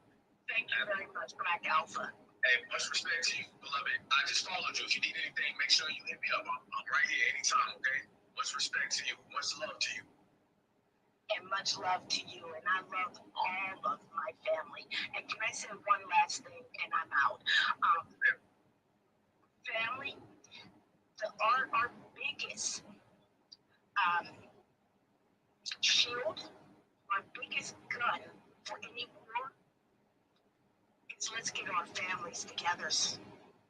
Women, you do need men. We are just the curators for home, our children, okay? We got to get them together. And let our men do what men are supposed to. I'm not a man. I don't propose to be a man. I just support all my black men. And Brother Short, you ain't going nowhere. Me or you. Because we got the mouth for this house. Love you, and I'll be sending you an email. Thank you. Black Alpha. Oh, and brother, I want to do a quick shout out, and I'll be quick. I promise you. So quick because their people's hands are up. I just want to say hi to Sidonian Snow, whose family's from Tifton County, Georgia, as is mine. Hi, cousins. Genealogy is powerful. We need to use it. I've landed. Much respect. First of all, we talking about Georgia, bro. I need everybody in here. Look at the Jumbotron, and I want y'all to see right there, Cash App, $, Dr. Randy Short. We got 200 plus people in here. Everybody, right now, not later on, right now, drop something on our good brother's Cash App. This right here, these stories, the knowledge, the wherewithal, everything that we learned, just the energy, the vibe. This is free game. This ain't something that you gotta pay for. This ain't YouTube. This ain't Hulu. This is real life. Okay, so I want everyone in here right now. Look in the Jumbotron. You will see it. Drop something on our brother's Cash App. That's coming from me. I'm telling you guys to do that. Make sure you do. We gotta support each other.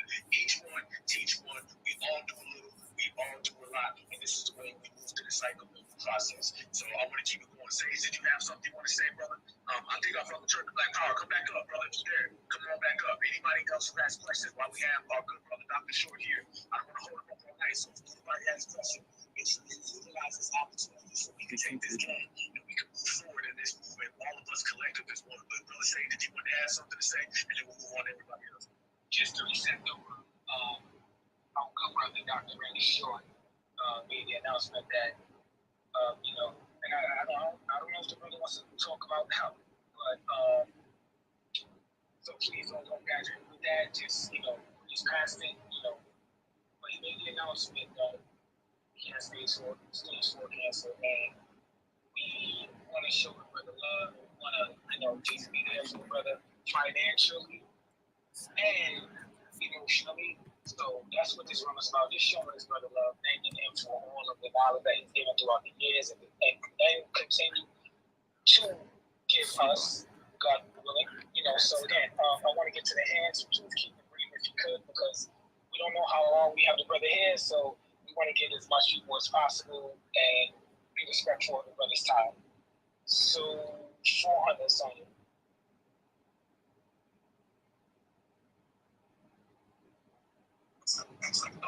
Hey, good afternoon, Tyler. I appreciate y'all letting me speak. Brother Black Alpha, Brother Sage, Sister Queen Alpha, and I follow y'all. I try to support every which way I can. Dr. Short, I appreciate you. I just followed you. I appreciate all the family. I actually did hit the button, but I will go ahead and follow what Dr. Short said. That, hey, let's keep building. Let's keep sharing information. You know what I'm saying? Like, I'm a truck driver, I'm a welder. I do this, I do that. I help young brothers on the job. I might not be in the capital, also like Brother Black Alpha, but I try to support through cash out. So I appreciate y'all and let me speak. And I'm gonna keep supporting y'all and I'm gonna keep listening. Thank you. Thank you so much, brother. And never denigrate your support. However you decide to support, as long as the support is good, brother. So shout out to you on what you do. Let's get to Alonzo Johnson. It's on you, brother. Hey, hello everybody. Thanks for hosting the space. Black Alpha, Sage, and Queen. Dr. Short, I just want to say that I'm so proud of everything you've done and what you continue to do for the Black community. I'm Air Force veteran, served 24 years in the military. I've donated to your GoFundMe, and I will continue to reach out to all members to do the same. Peace. Thank you, sir. And look, I also want people to know, I said this to Black Alpha, that we have a website called patriarchsummit.com. We're trying to network with people across the country, find out where our true brothers are. And behind that, we want something. Sister Sean's going to be part of it. The Wazis, the Warrior Sisters, like the sister that just spoke, and try to organically nurture a growth of a collective. And by the way, I need you to know, I don't want to be a cult leader, although I related to the Honorable Elijah Muhammad. I don't think I'm God. I don't want to sleep with other people's wives, underage children or daughters, unless it's my legal wife. And God needs to give me that. Pray for that to happen. But we need to come together, in particular Black men, as patriarchs, and not a patriarchy that steps on or abuses women, but exalts the dignity and the regality of Black women that I used to see that they're trying to destroy. Their women have never measured up to our women when our women are being at their best. We as men need to stiffen our backs, come together, support each other. There's a book I got over in my other room that talks about Black men and racial trauma. I think I sent that to you, Brother Black Alpha, for you to at least know that's out there. And people need to know I have a YouTube channel called the Angry Black Men's Book Club.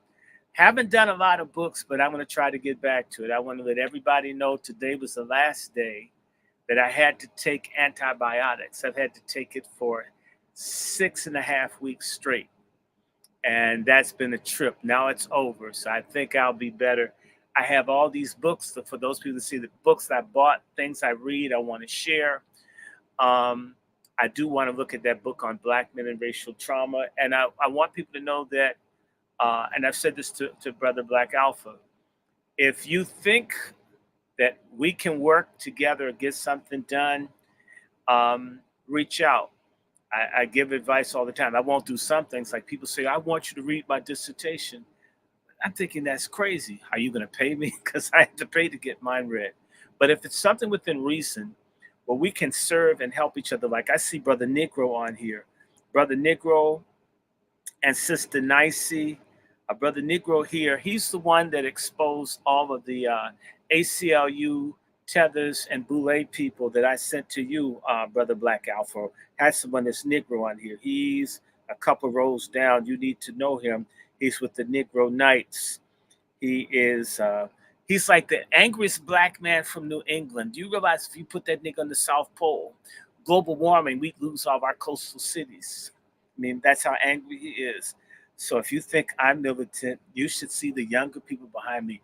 I'm like a Negro spiritual. I'm like almost an Uncle Tom compared to the younger people I know. I saw Sister Nicey, nice T.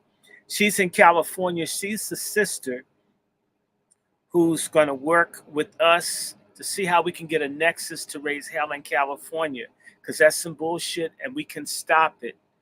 And again, it would be, not only is she a bright sister, but she's a fine looking sister. It's like, damn, either that's AI or she's hot or both.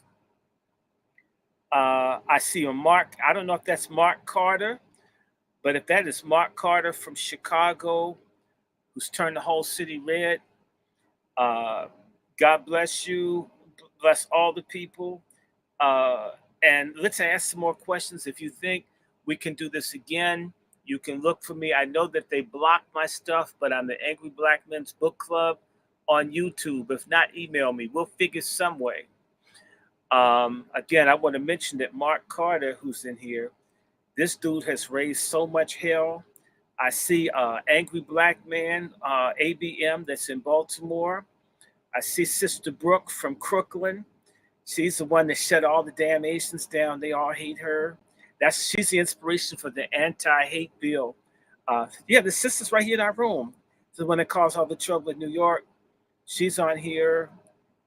Who else do I see? And if I miss someone, please don't get mad.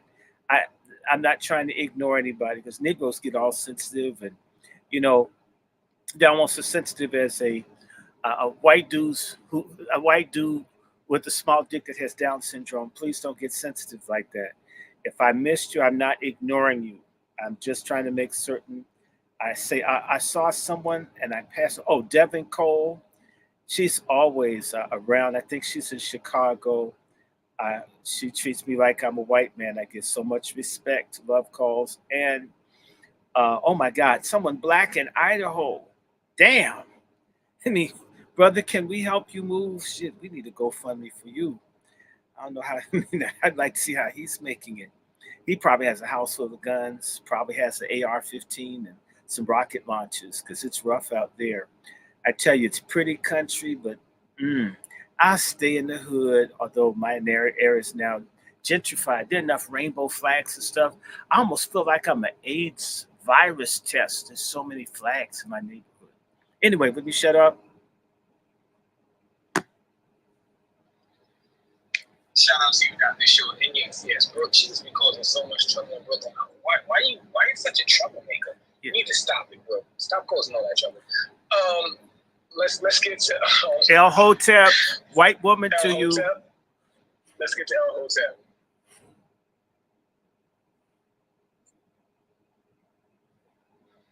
And Alonzo, thank you for your service, big bro. Thank you for your service, brother.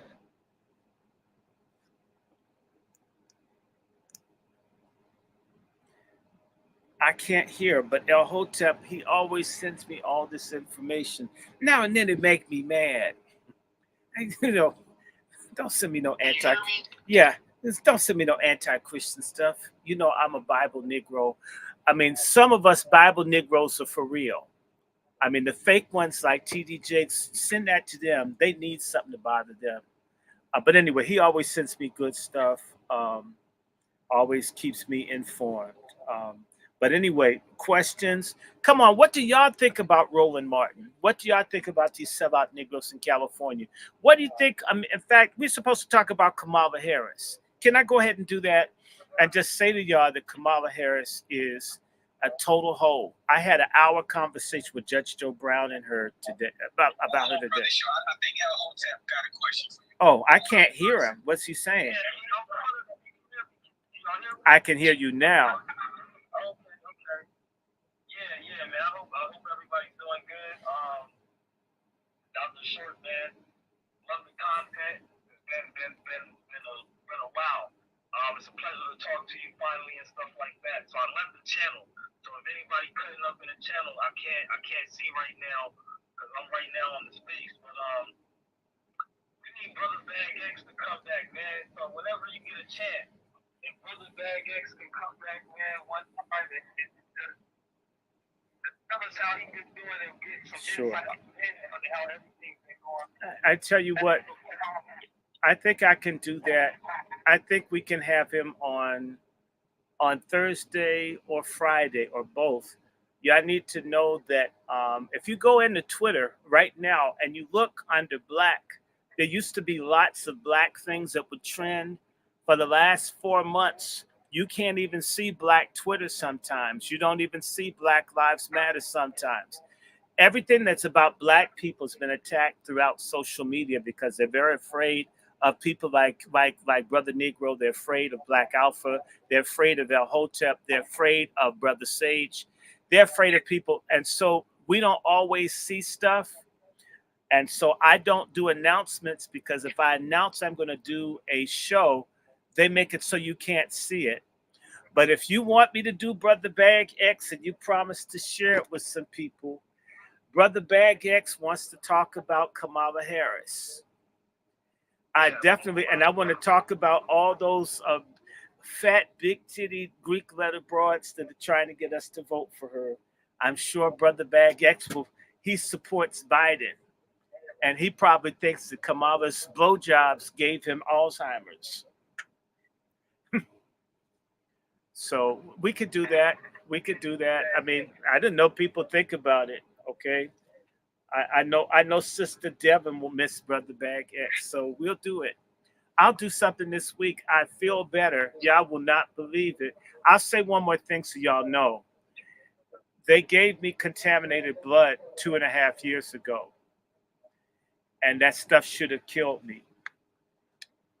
And I'm still here. And since they treated the contaminated blood, I feel better. So let's do it. I'm going to try to do it this week. Why not email me? I'll send you my number. Let's talk about that. And we'll try to get that done this week. We can use some humor because there's some sad ass shit going on in this country. I don't know if you got that message too I sent you about the birds, but if you did it, talk to that lady that you've been conversing with the last couple.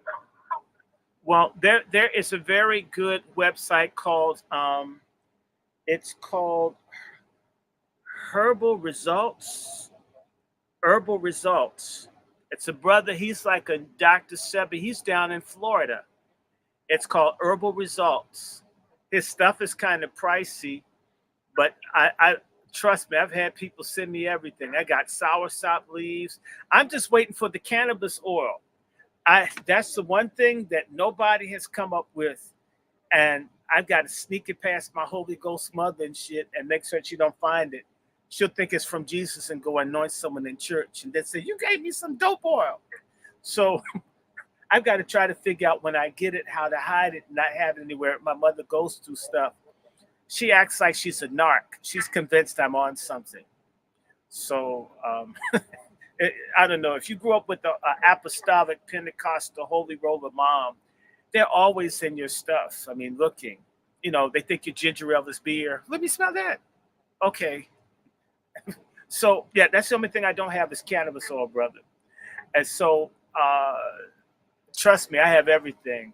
Olive leaf extract, I have soursop, mushrooms, reishi. Sister Sean gave me almond. What's it? Apricot seed stuff. You can't eat too many or it'll kill you. But it's supposed to have cyanide in it to kill the stuff. And, I'm going to just tell you, I'm going to take this seriously because prostate cancer, it's not just cancer, it downsizes your dick, I mean, I don't have reparations and my dick is getting smaller. You understand how angry I am? So, I'm going to get better.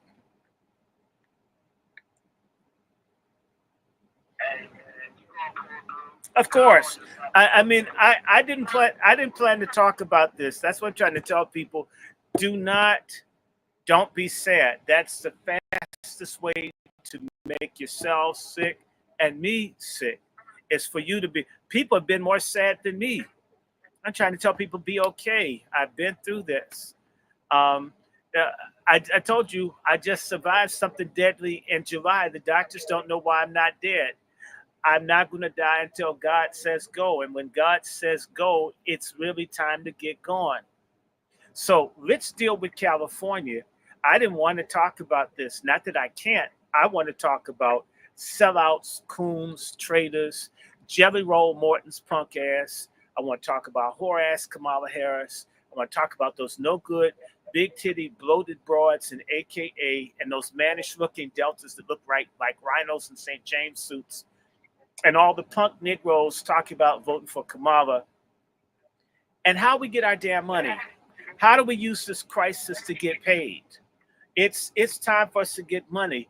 White folks use wars in Africa to get rich and extract by not paying. If there's a civil war between various factions of racist people and other groups, why can't we too get paid? Two groups of whites fought during the Civil War. We at least got some degree of freedom. We should look at all of the problems as an opportunity to take advantage of the crisis to get something for ourselves. These goddamn illegals have figured it out. Why not us?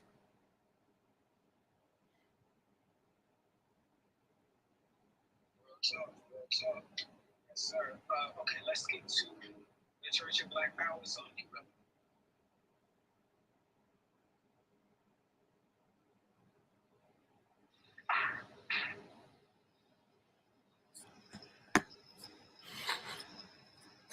Church of Black Power, we there? But it's all like you find it.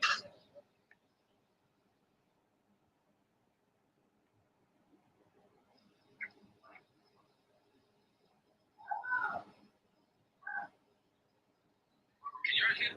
Is he talking? It sounds like someone's taking a shower. Brother Black. Yeah, no, we gotta come back up. Come back up, church. Come back on up, family. We gotta keep it moving. Let's go to the other Negro Black Knight. Hey, how's it going, Brother Sage? How's it going, Big Brother Alpha as well? Thank you for showing support. Love to my brother, Dr. Randall Short, Brothers of the Struggle. I really do appreciate that we're taking the time to look out for our elder who is fighting for us, who is building awareness about people who are against our community. The Boule are one of the perpetuators of genocide to our community. They block our best and our brightest, so we won't be on our A game. So I appreciate you guys for sharing sharing the content that I had about these guys and spreading the word about these guys. These guys are bad news. We need to make their lives difficult, no matter what the setting is. That is our duty. I don't care if it's on a college campus. I don't care if it's in a study hall. I don't care if it's in a city hall meeting. Wherever that's at, that's ground zero. And as you can see, they're rank and file people. Those are rank and file members. Keep that in mind. These are not people that are officers within their organization. These are not their leaders and council. These are regular rank and file members that are against our struggle. That means the whole damn record label is against our struggle. So, one band, one sound, I definitely want to hear the tunes against these clowns. Because these are the guys that blocked Dr. Randall Short from getting this stuff that he needs. These are the guys who blocked me in grad school if I don't graduate on time. These are the people that will undermine your high school who gets valedictorian. These are these guys. These are these guys that will obstruct your contracts. Shout out to Brother Mark. They do that. So these guys are just as much of an enemy as to the white man. We need to compare them as one and the same. If they are against our lineage-based reparations, then they are a direct enemy to our struggle and progress. Again, thank you, Dr. Randall Short, for believing in me and working with me when other people did not see the value. We need to see the value in one another. Others don't. Because that's how we've come to the top and rise like cream to the top. Because we are the best. We are the ones that the ancestors are waiting on. peace and blessings and salute. Make sure that you give that flyer to the nearest Boule member. Let them know they can work that organization. Because they ain't black if they Boule. Say it again. They are not black if they Boule. And my thing is, if you don't hate the Boule, you ain't black. Nobody should love that crap anymore. And I was going to mention, Brother Black Alpha, that article that I sent you that I did 4 years ago, last month, on Kamala Harris in Pace News, that's out in California. And I was trying to warn black people about Kamala Harris and her being a little slut full of shit. And I tried to warn people. I used to work in human rights with people from India, and Kamala Harris is a Brahmin. Those people see us all as subhuman shit out of God's ass. That's why we're going to be treated worse than we've ever been treated if she becomes president. When you hear about the women getting gang raped in India and you wonder how it happens and why it happens all the time, they don't explain it to you because the United States has diplomatic relations with India, and therefore they don't explain that in India, the women that are getting raped many times are the equivalent of black women or niggers, untouchables, pariah, pachma, backward caste, spectral caste, tribals. These are the inferior people to Kamala's type of Indian. So it's not really rape. If it's like in the South, a white man, you'll almost never find a case of a white man being charged of raping a black woman. It's the same in India. A high caste Hindu can't rape a low caste Hindu. It didn't happen. In fact, Kamala Harris, according to Judge Joe Brown, had an event at the Naval Observatory, which is the residence of the Vice President of the United States here in Washington, had an event with Indians, and this very rich Indian, but they were untouchable, or an Indian nigger, accidentally brushed his shoulder on a Brahmin, basically the equivalent of the white elite in India. That's how I would say it, because black folks here are lazy and we don't like thinking. So I have to use everything black and white because we don't expand our minds. But in India, the ruling people are called the Brahmins.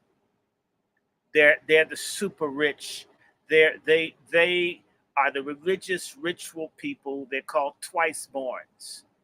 This man brushed shoulders with this man who was a Brahmin, and this man was so disgusted that his version of a nigger touched him until he immediately went into doing a purification ritual because he was contaminated by even touching someone who was less than him.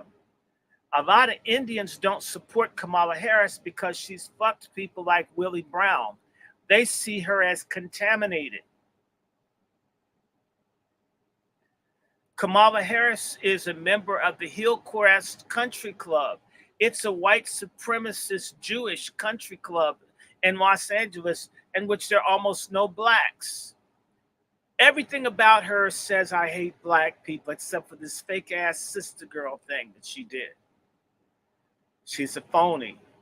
That article, all you need to do, everybody out here, if you go into Google, because my article, it's gone viral, put in Negro Gate 4, but put in the 4 as IV, like the Roman numeral 4.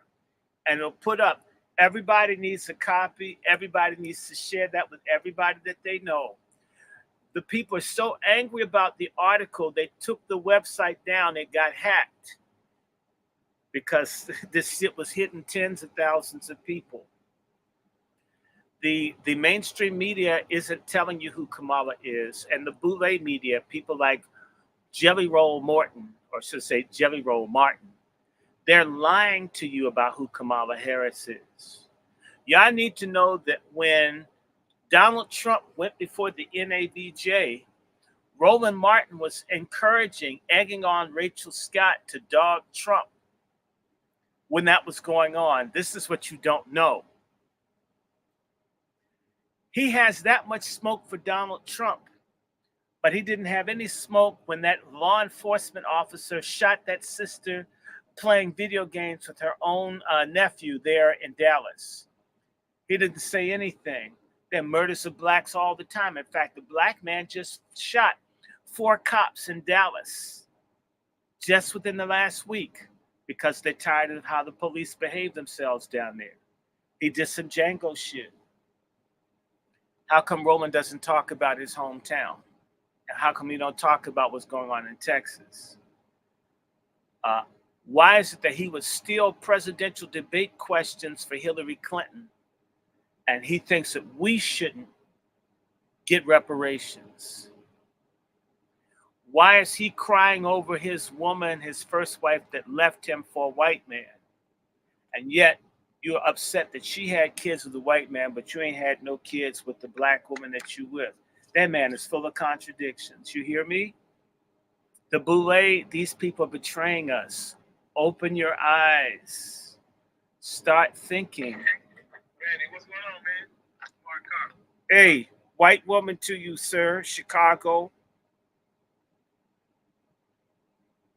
We know what that trap is. Filthy, nasty Indian trap. Yes, she's trash. You need to tell people about the struggle with that sorry ass mayor and those Boule Negroes that put that Barbara Jordan looking transgender no good Johnson, that dude that's helping the illegals, and they're putting black seniors in the streets. Black veterans are in the streets. Black babies being molested on the beaches in Chicago being covered up by this no good mayor. Yes, they did. On Rainbow Beach, they raped a black child. It's all been covered up. Roland Martin, he was in Chicago. He destroyed the Black Defender newspaper, one of the greatest black newspapers in our history. Roland Martin, he's not much of a man. I wouldn't be surprised if he was deviant. Come on, Mark Carter. I know you got something to say. Hey, man. Roland is not in Chicago right now to this day on the radio because we went after the radio station and let it be known if this dude is not removed from this radio station, then there will be consequences, not just for him. And so we put so much pressure down that they fired him. They had to get rid of him. Do you think we could get him off of YouTube? I mean, it's not so much to get him off of YouTube. It's to consistently expose him. Mm-hmm. It's to constantly expose him for who he is. No, hold on. Now you're in Chicago. Yes or no? What's Roland Martin? Why does he have a crack of a man's ass in his news feed? What do you know about Roland Martin in Chicago? Why does he have a man cave photo on his news feed and act like, and he stared at the shit like you saw it before? You know it's your stuff. He said that it's some replay or something just fed automatically on his iPad. No, that thing is based on what you like. Sharing a video, but all these people need to be exposed, man. When y'all look at what just happened in California, every single one of those people are secret society, and they've been undermining any moves at the grassroots. And did you see the woman on the California thing? There's a black woman that looks like the Tasmanian devil. I'm like, where'd they find that bitch? I'm serious. You know the one that looks like the Tasmanian devil? She's short and squat, like no neck. I mean, it's like her chin probably needs bumpers to avoid hitting her shoulder. I was the Puerto Rican lady? No, the Puerto Rican woman. No, there's a black woman that looks like, she almost looks like she looks like a Tasmanian devil, like the cartoon, and she's got like no neck. I'm wondering how she swallows. We got the perfect opportunity, y'all, to go against the entire Democrat Party. All we have to do is send them a strong political message. Okay, so because what y'all saw happen in California is what all these secret society black folks are about across this country. And just like they stopped the slate process here in Illinois, because we will get ready to run a full slate against them, they're gonna go against you no matter what in all these cities, counties, and states. Go against all of them. Gee, as a protest vote, go against every single one of these elected officials, because they all connected to these Zionist Jews who are trying to undermine us all over the country. send these other groups in to take over. It was them back in the early 1900s. And it hasn't changed. And by the way, a bunch of them are under the ACLU, and we know the ACLU is basically the Mossad for Zionism in America against Black Americans in particular. Well, when you look at the elected officials as well as the task force, they all are part of the Democratic coalition. Mm-hmm. They come from groups like Jewish Control ACLU, these fraternities and sororities, the gay community. All that shit is part of the Democratic coalition. And so the way to stop them is to go against every single one of them. And you left out the feminists. All of them, it's all the same thing. It's different manifestations of the same monster, you know. And, you know, but yeah, people have to do that, but they do. We have to get out of the mindset of going along to get along. We need to wreck it. We need to train to fall off the tracks. And we need to drive them out. I'm just telling you, those people in California, if you've got a criminal background check, a program, it costs like $30. We need to put the addresses out of all those people. Everybody needs to know where those people live. And start. These people need to get mail, and people need to even have prayer vigils. Go out like the Hispanics do with pots and pans and beat some shit, make some noise at their house. And the brothers in there, I know most politicians are hoes. Somebody's cheating on their wife. Somebody's living a double life. Get the pictures. Put that shit up on the internet. These people should be miserable betraying us. White masters and mistresses were on, do you know, the biggest demographic of drug abusers in this country following the Civil War were white women who were miserable, and white Southern women in particular, miserable, losing everything because, you know, they couldn't be, you know, had the big hoop skirts and grab Mandingo's thing and lie on him and get him lynched if she didn't get what she wanted. The most miserable people were those who had to deal with the change.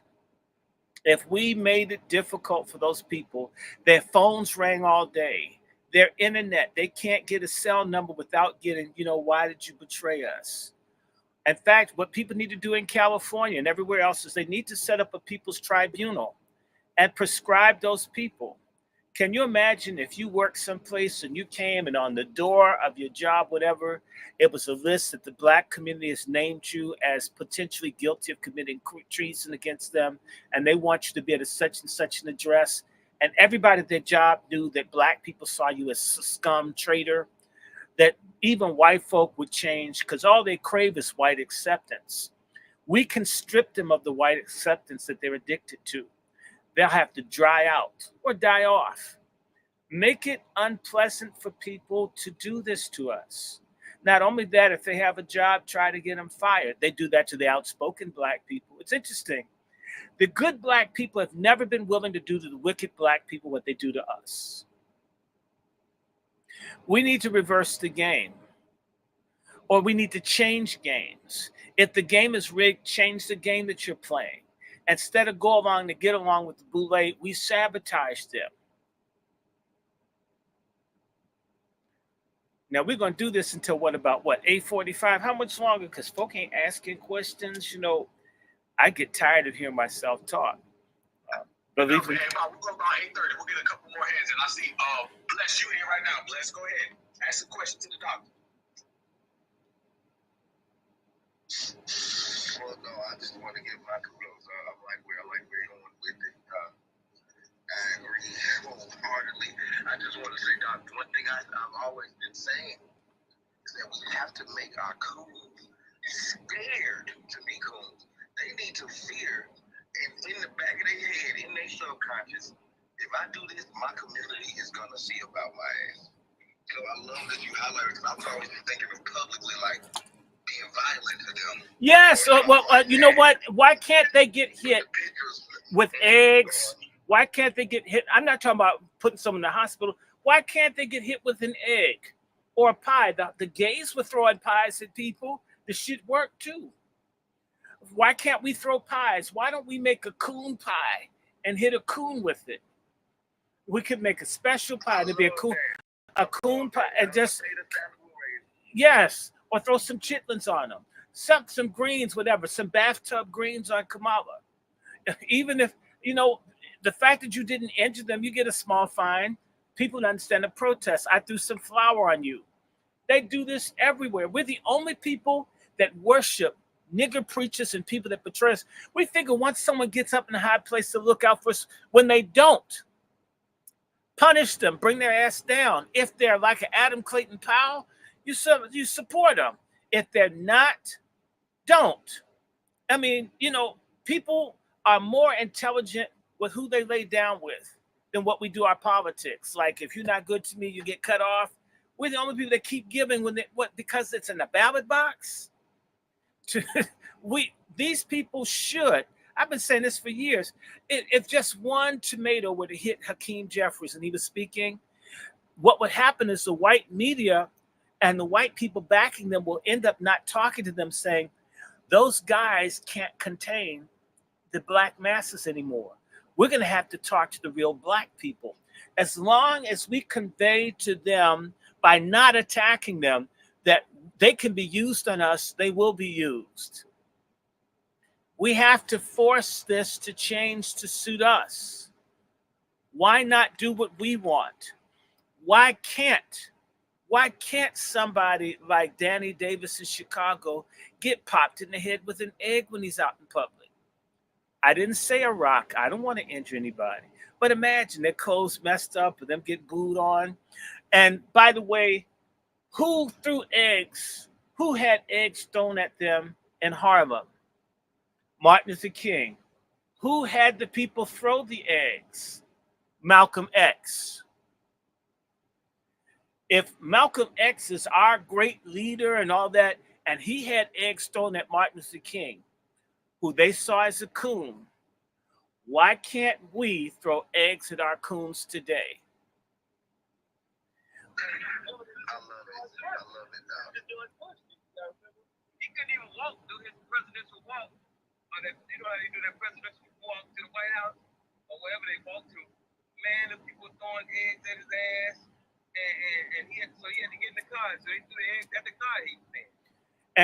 And black people threw bottles at President Carter in Miami.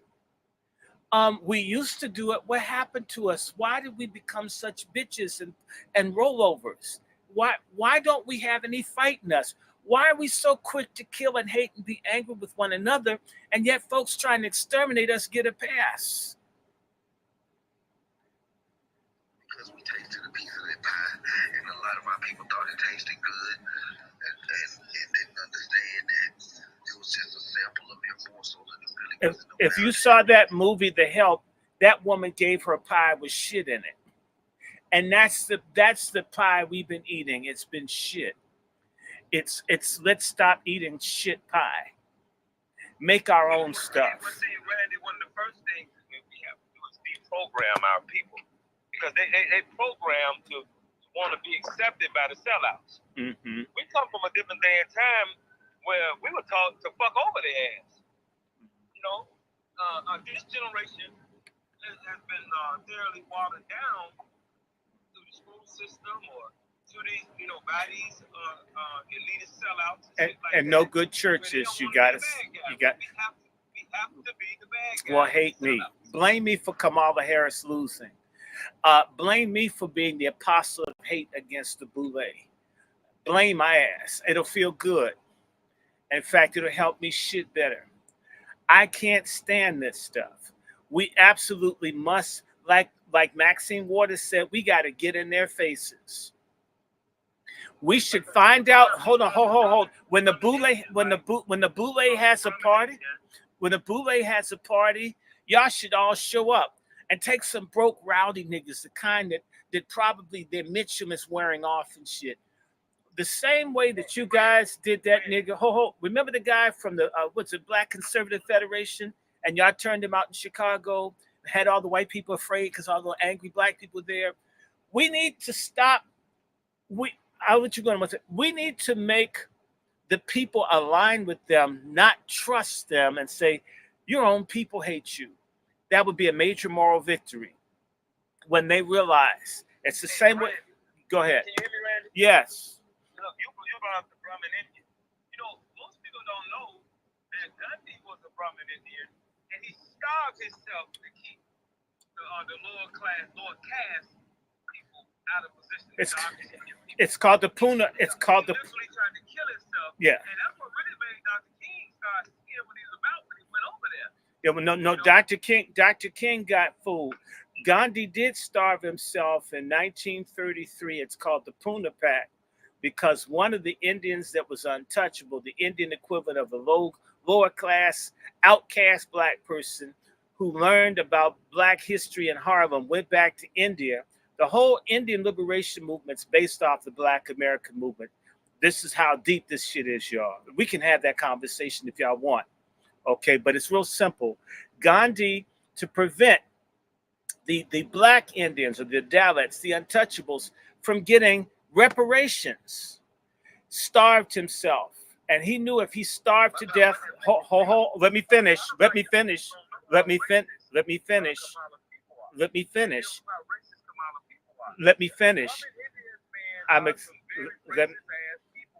If you came in later, they mass murdered their people. I'm trying to give an example, but you're interrupting me.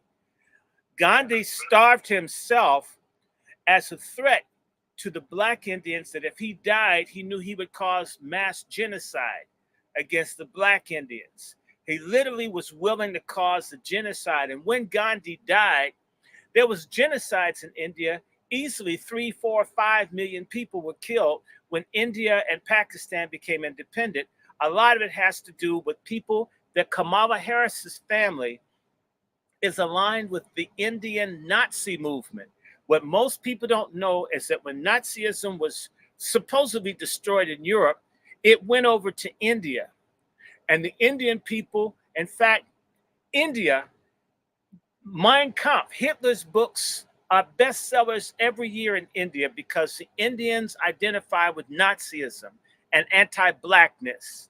Their whole religion is about the hatred of black people, and they believe in the genocide of black people. The Indian Indira Gandhi, the third prime minister of India, right? She went around making certain that all of the black Indians, as many as they could, were given forced vasectomies. Do you wonder why Kamala had vasectomies at the DNC? That's from her Indian culture, to forcibly vaccinate, in particular, black men. And so they had a motto back in 1976 in the campaign against her: abolish Indira Gandhi to save your penis. So when you hear Kamala talk about abortion and all this stuff, hits her culture. The Indian Nazis, the guy who runs India now, Modi, came to power killing Muslims and darker skinned Indians. That's the head of India now, did help do a genocide on Muslims in the 90s. They absolutely hate our guts. And they have a Nazi party, and it's called RSS, and I can't remember all the damn words, but you have my email. If you want to follow, I will get you the info. This is no secret that Gandhi himself hated black people. He was a pedophile, a rapist, a bisexual, a deviant. And you got the stupid ass fuckers in the King family and everywhere else with statues of Gandhi everywhere. In Africa, they're knocking all the statues down because they realize that Gandhi hated black people's guts. Even in India, there's a woman with the last name Roy. They've come out, now the people in India are saying Martin Luther King is the greatest human rights leader, not Gandhi. And in America, you got dumb fuck, goofy niggas. I've had to correct them. I don't even like going to events. They're praising Gandhi because they were told Martin Luther King was tricked, and there's certain black people that get bribes from rich Hindus to lie about Gandhi being the liberator of black people. And in reality, it is not true. And in fact, in the Hindu creation thing, black people come out of God's ass. How are you going to treat people that you think is shit out of your God's ass people? that's why Kamala's daddy is telling her, look, don't put me in your shit.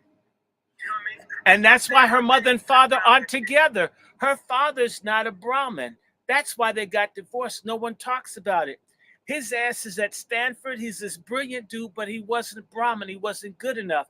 Ask anybody to fuck around with Indians. If they'll bust up your family, they'll even kill you if you marry one of them because you aren't good enough. You're subhuman.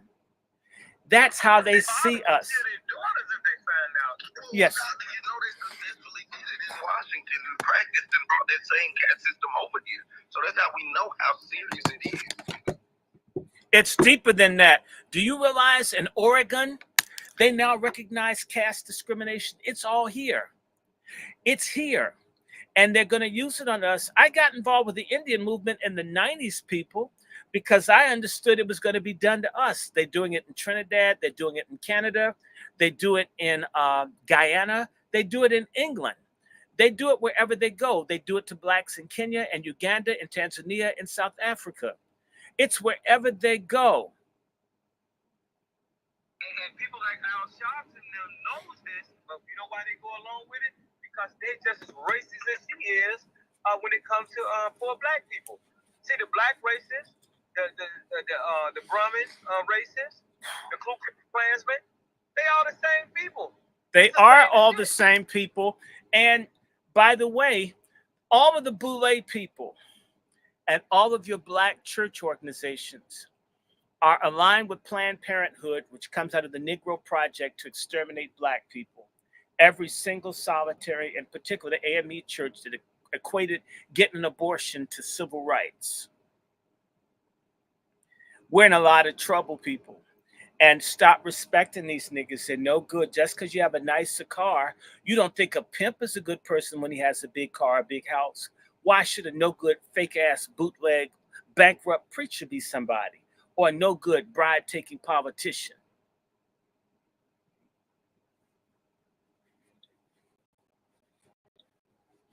And I want y'all to notice this. Notice they're not offering all them goddamn abortions to migrants, though.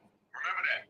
They telling them to come on in, have all the kids in the world, but they not offering none of them abortions. They only putting that on us. Let's get to the more heads. We got people here. Let's go to, I think it's Elaine Detroit, and then our sister Brooke. Detroit, it's on you. All right, Sister Brooke, it's on you then, sister. Hello, good evening, everybody. Thank you so much for having me. Who got her up? She's a troublemaker. Why you got her up? Well, I love Asians. I would just give a disclaimer.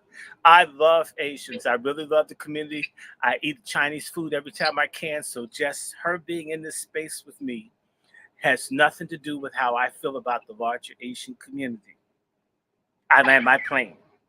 Hey, Brooke, just know that we're going to give you all your credit. We're not going to let nobody steal what you done done. You know what I'm talking about? Alpha went there. All of you know imposters. Go ahead, sister. Oh my goodness, y'all making me laugh.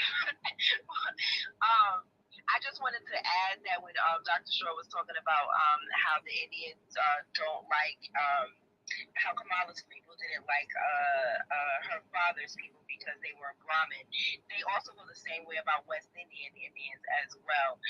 The ones from India look down on the Indians that are from the West Indies. That's because they're coolies. They're slaves. They were slaves. Coolie means sufferer, suffering labor, basically slaves. And hundreds of thousands of their asses died on ships being sent all over the world too. And yet they deal with us as if we're dirt under their feet. Yes. I just wanted to also give you some more flowers. Thank you so much for introducing me to Keisha. She has been just a wealth of knowledge as we are going into fighting for our own reparations here in New York. She's the greatest. She's the greatest woman. Sister Keisha, you need to know her brother Black Alpha. This is a woman that teaches people how to use guns. We're talking about she's on some Harriet Tubman bullshit. I mean, some Harriet Tubman, like all kinds of guns and shit. I mean, if she's not with her man or taking care of her grandchildren, she's down at the rifle range terrorizing racists. this is a real person, and you would think that they're so nice until you see them like blow up all, you know. And I think they have little pictures of George Bush. They would shoot it from a distance, blow the head off. This is a real person, and she'll tell you that. I'll just put this out there. Her allegation is that Al Sharpton is LGBTQ, and like what Judge Joe Brown said that James Brown used to boink him.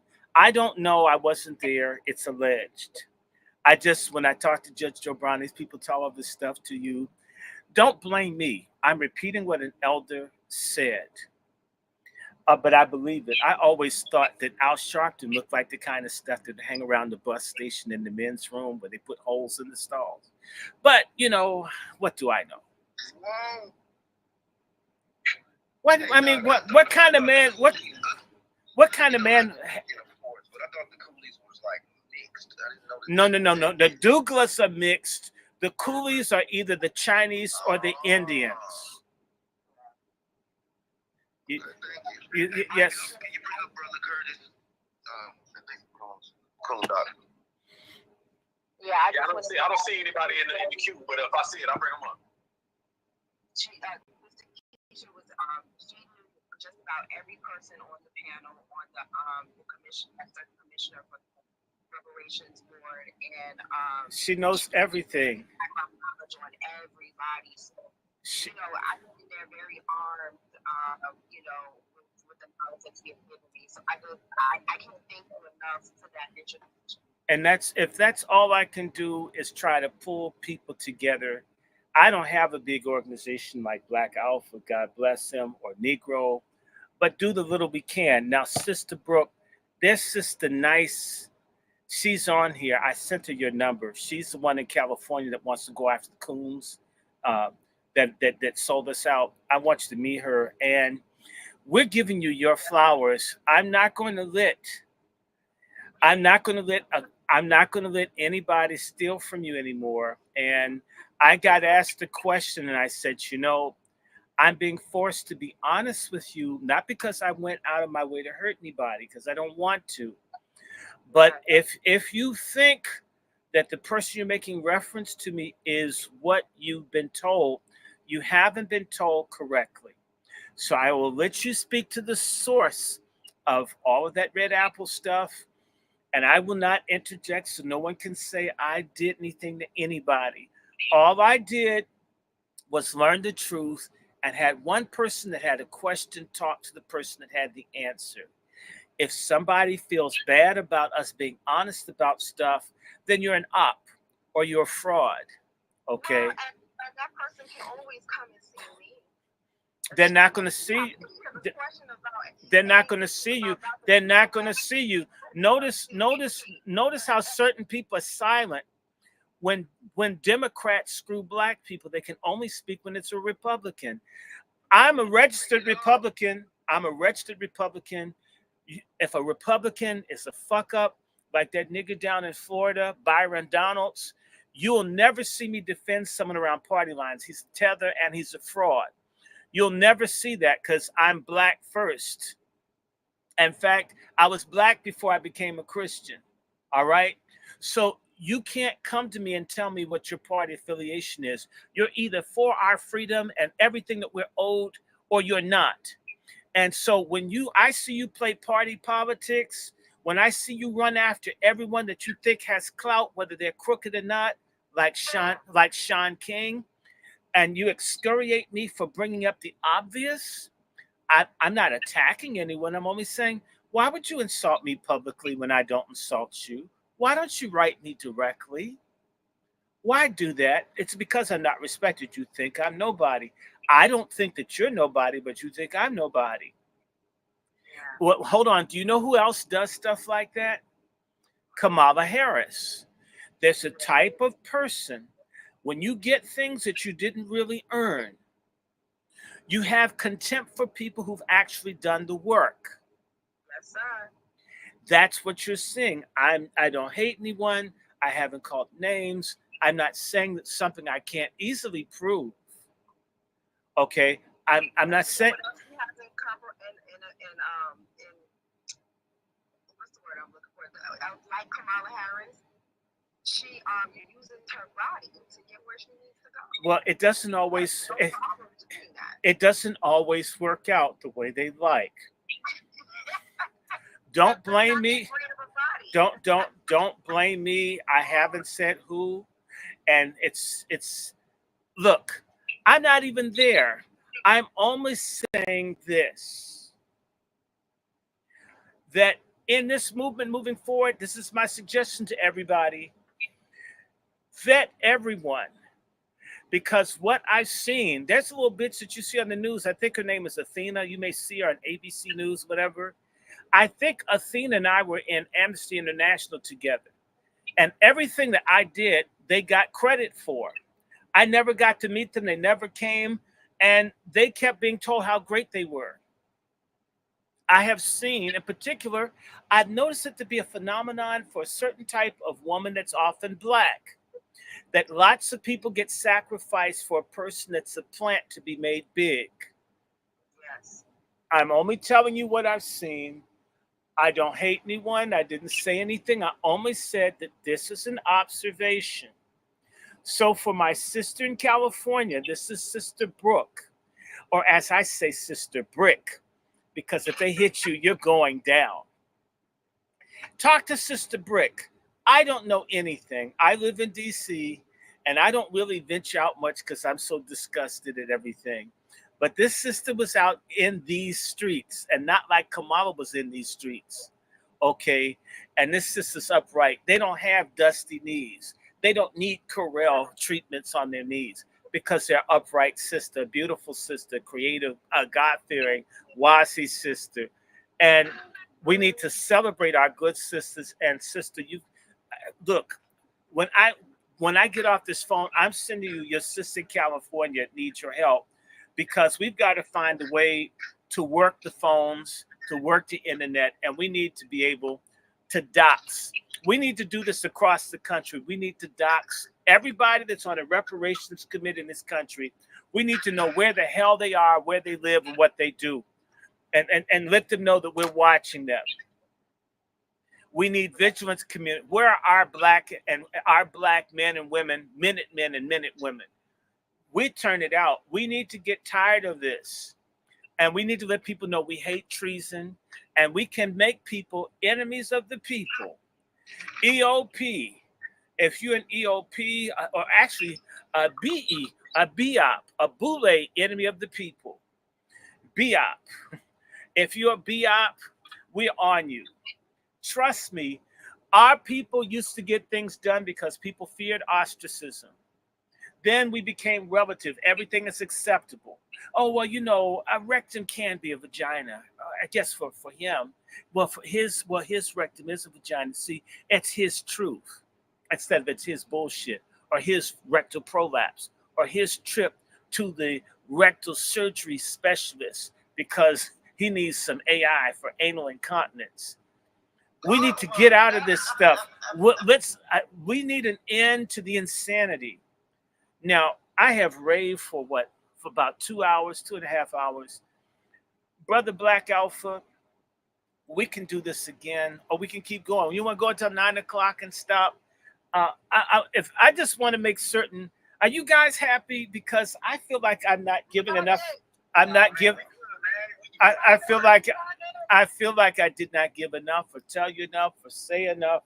That's what, but we do need to have, and we need to get Judge Joe, and we need to get other people. We need to really have this thing, but we have to stop Kamala Harris, or as I say, do me this favor and call her Cum Swallow.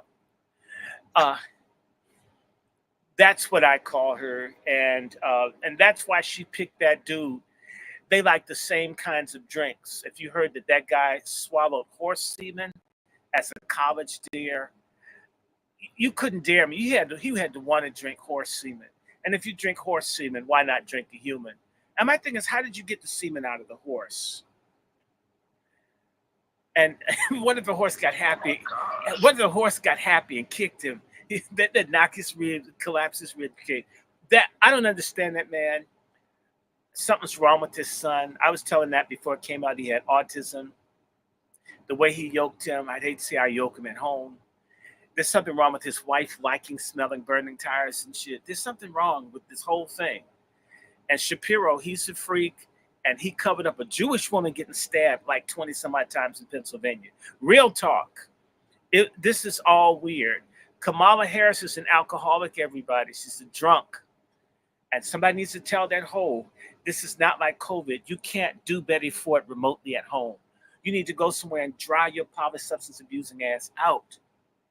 And just because you swallowed Willie Brown's cum doesn't make you a sister by no stretch of the imagination. Okay, and killing black babies doesn't make you a black mother. Just that woman, come on, y'all.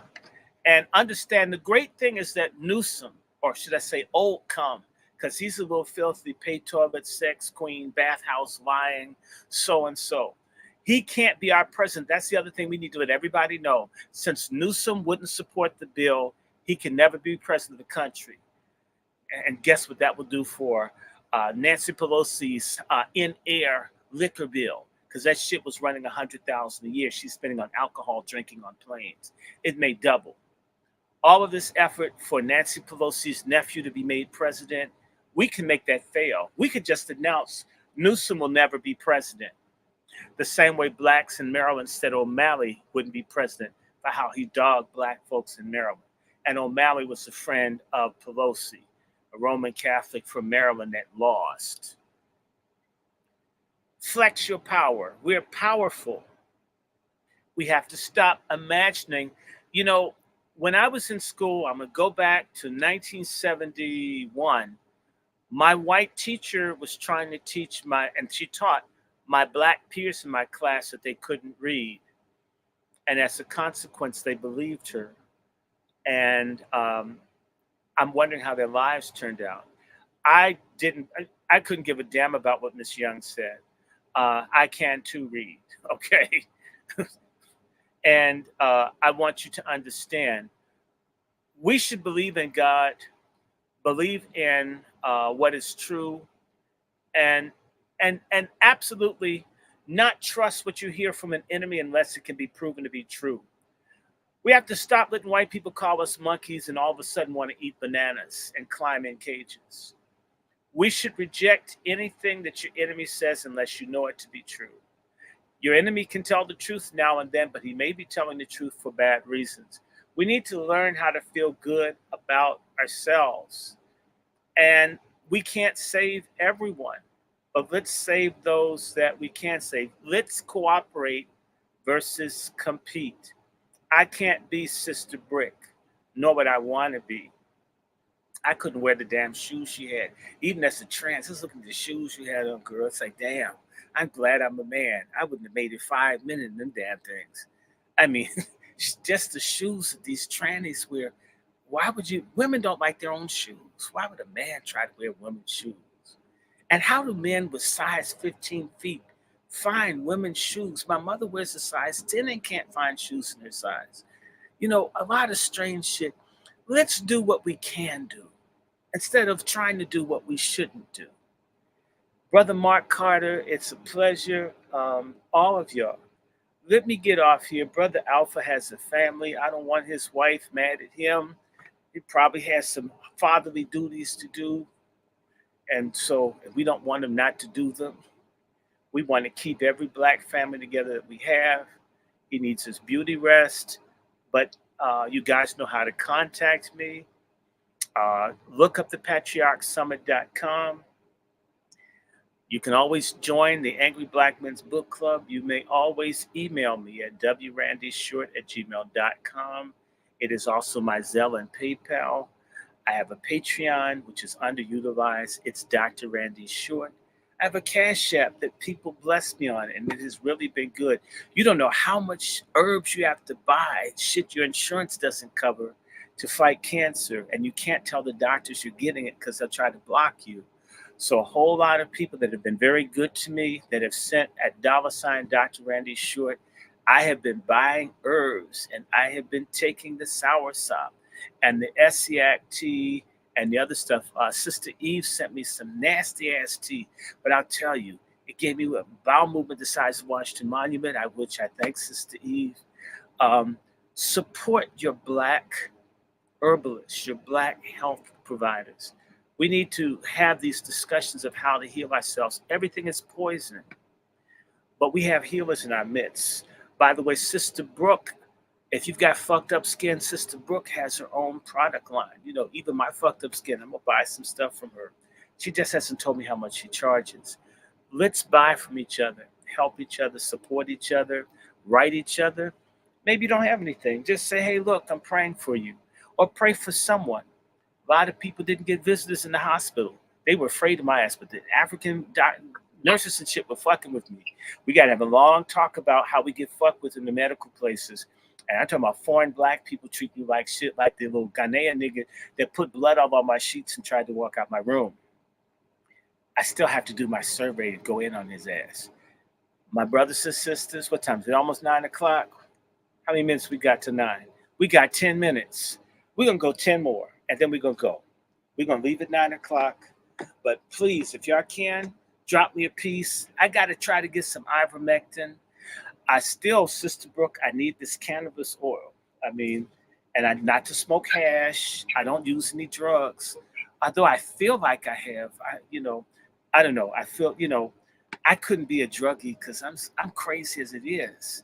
I can't imagine the shit I'd be saying if I was high. Anyway, maybe I can ask Erica Badu what it means. But anyway, look, y'all can always write, donate, join, subscribe, help Brother Black Alpha, befriend each other on Twitter.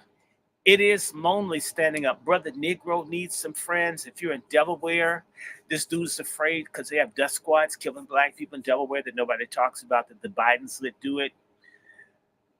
Let's help each other. Try. It's not so hard. It becomes infectious. Once you meet other serious people, it helps you to deal with the disappointment and the coons that you'll meet along the way. Coons are a lot like speed bumps and stop signs and stoplights. It's just part of the road. In our journey, we're going to meet no good, full of shit, liar, grifter, scammer Black people. Don't let your melanin fool you. Evil can be with a lot of melanin or with very little. But always look for character, look for righteousness, for kindness, understanding. And just because they're nice to you and you're white doesn't mean that you have to marry them or live next door to them or bring them to every intimate thing that you have. Learn to coexist without assimilating. And again, remember one thing, reparations, a lot of shit we're dealing with now would never be going on. All the negative things like Black on Black crime. If we had reparations, a lot of the things that are not right would change tomorrow. There's a link between income and health. There's a link between that and homelessness, a link between a lot of what we are not satisfied in ourselves has a lot to do with our deprivation. It's been systematic. It has nothing to do with us other than us being victims, and as victims, not coming together and deciding a way of how to be victors. We need to change it where we're the victors. And that's what I want y'all to know. It's doable. I'm so convinced that if Sister Brooke got with Sister Nicey, got with Black Alpha, and we can flip this thing. Let us remember the Chinese Communist Party, one of the most powerful entities in the world, started off with less than 20 people. When you think about all the Black groups and organizations, we have the people. We just haven't come up with the plan. We haven't come up with the strategy. And then something that's long-term. Don't expect it to be immediate. We're talking about freedom for 60, 70, 100 million people. We're not talking about an orgasm. And if you come too fast, even when you're doing it, it's not good to you, is it? In fact, if you come really too fast, it's a preemie. And that's the problem. A lot of our movements have been like preemies. We need to get to the finish line. And it isn't dying, so I'm not fatalistic. How about living to see the fulfillment of what we work for? We don't need people to die in their 20s, 30s, and 40s. As few people die prematurely as necessary. That would be proof that we're moving forward. Is that the sacrifice that those that are willing to make don't have to be so great. Both Dr. Martin Luther King talked about this in his book, Where Do We Go From Here? Chaos or Community. And even W.B. Du Bois 91 years ago at Howard University, did a speech, I think it's called The Meaning of Progress, where he said the more people that are willing to sacrifice, the less would be demanded of us as individuals, and the less suffering for the children. He says if people don't do that, Du Bois's quote is that remain hogs. And he was saying that to the Boule 91 years ago, or 94 years ago. It's somewhere between 90 and 94 years ago. Let's stop being hogs. Let's be heroes. Let's be the kings and queens that we're saying with our mouths, that our actions and our activities validate and vindicate us and our ancestors. And it can be done in our lifetime. White people have never been weaker than what they are right now. That's why all these people being brought in to catch up the slack to prevent us from ever getting our shit together. Whenever they've been going down and we've been getting stronger, all these people flooded in as reinforcements to continue to suck the marrow out of our bones and the blood out of our veins. We have to decide to be strong. We have to decide to live. We have been betrayed, but we can stop the betrayal. We can. We must. Everything depends on you younger people. It's almost over for the people in my generation. But for the millennials, for the Zs, everything counts. And y'all got these magnificent artificial intelligence and everything else. Why can't we weaponize it for our own freedom? If David Walker could do it with the printing press, if Dr. King and them could do that with the nightly news, there's so many tools in your hands. The question is are you willing to use the tool as an implement for your liberation or continue to be someone else's slave?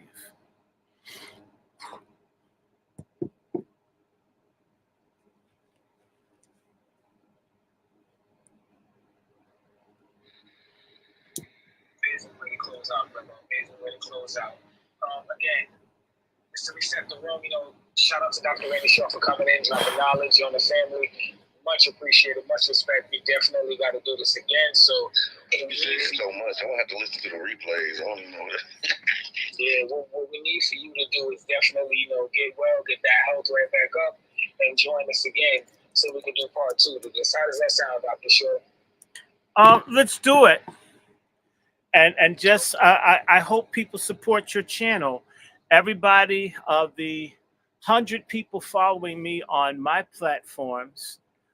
This is Brother Black Alpha out of Savannah, Georgia. And if any of you are in Georgia, especially in Savannah, we need to start working together locally. Find out who is a hellraiser in your community and support them. Don't join a cult. Don't get in anything stupid, but find people that are sane and work with them. You work with the white folk that hate your job, that are causing you hypertension and having you to take psychotropic drugs to cope dealing with them. Why can't we use some of that patience and understanding for one another? That's all I'm asking. What about black on black love, black on black cooperation, black on black respect, and some heterosexual black on black sex and families, black on black mother and child, black on black fathers that stay with their families? If we could do it in Jim Crow, what the hell is the excuse now?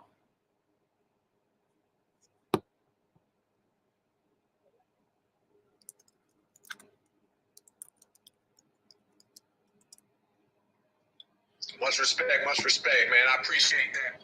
I appreciate you, Dr. Short. I can't wait to do it. We're going to have to do this all the time.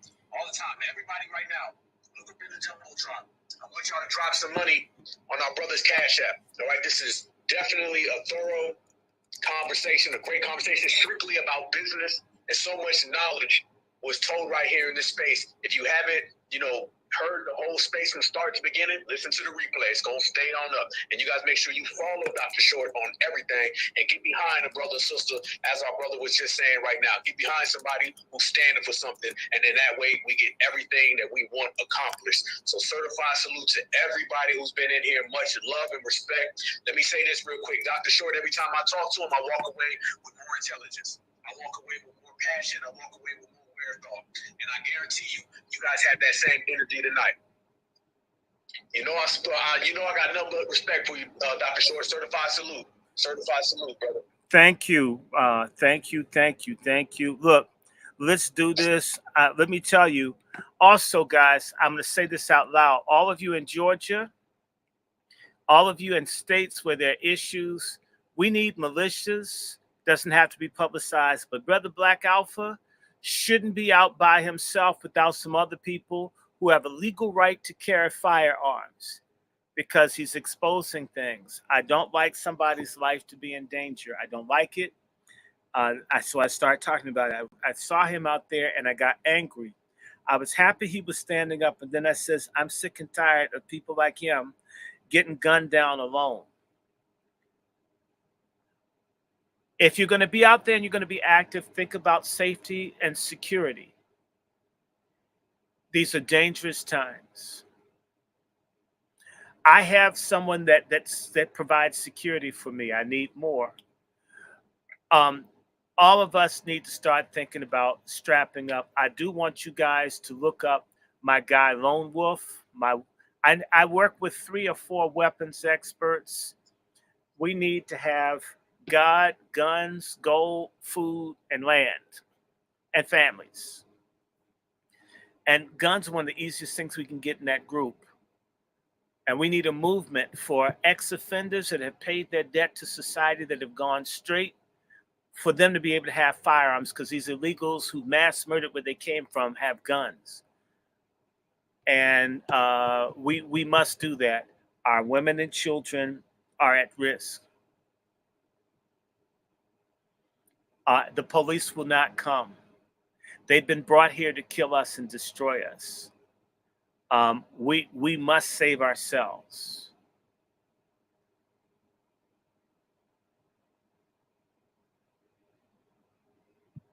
Certified salute. Much respect. Love everybody in here, man. All my foundational Black American freemen love y'all with a passion, man. Let's take this energy and let's go forward. Let's take everything that we learned and get everything done, man. Certified salute. Appreciate y'all. Everybody have a great night. Continue to put in, work for this movement. Continue to stand on business, and we're going to get to where we go, and we're going to get there in style. Peace and love, y'all. Y'all stay good. One love. Peace out. God bless. MFM. Who you gonna call? Coon Busters. Down with the Boule. If you don't hate the Boule, you ain't black. And if you see him out there, give somebody a coon pie. If you don't know what a coon pie is, listen to this record. Y'all hear what it is, coon pie. Stop causing trouble out here. I'm always gonna cause trouble.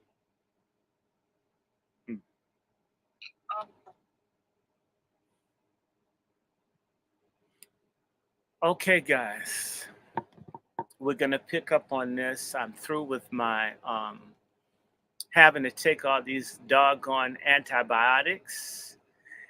I want to get back to these books, and I'm thinking, hopefully, I'm gonna start taking what I feel like taking. I can, since antibiotics, man, I've been on antibiotics since the 19th of July. I'm finally done. I can't wait. So I'm working on my gut, and then we're going to start taking stuff. Thank you, Shay. I'm sorry. I don't send out announcements because they mess with the platform. They've been messing with us. It's the same way. I probably had way more people listening because I did not announce that I would go public or I'd go live, because if you do, they block it. But you'll see me a little bit more. And as things are now sorted out, there's much I want to share. And God, I'm so behind, months behind. Anyway, Earth Angel, God bless you. Thank you. I feel a little better. I feel fine. It's hard to believe when you feel great and the doctor tells you you've got this. It's like, really? Okay. I mean, I believe them, but let's hope that it's different. Let's hope that the things I've been taking make an impact. I believe it. I just feel I can't tell you a lot, guys. I don't have a choice but to believe there's a God looking out for me, because it's blowing my mind that I had severe sepsis, and I didn't even know it, man. So, MFM, everybody, I'll do this again, and we're gonna keep pushing. I will be doing a show with Black Alpha soon. I know that we're gonna do our TED Talk, and I want to do my book thing. So let me take a break. I'll see, and let's fight. Yep, we do need each other. Thank you, Brother Negro. Brother Negro, you and I need to do a show and spread it. So let's get ourselves together. Let me see. We're gonna get this done. So let me just wish you guys a good night for now. If I do anything, I'll just put it up. But it's interesting. It's very interesting. All these interesting things going on. Let me let y'all go. Good night, guys. I'll be in touch. Peace.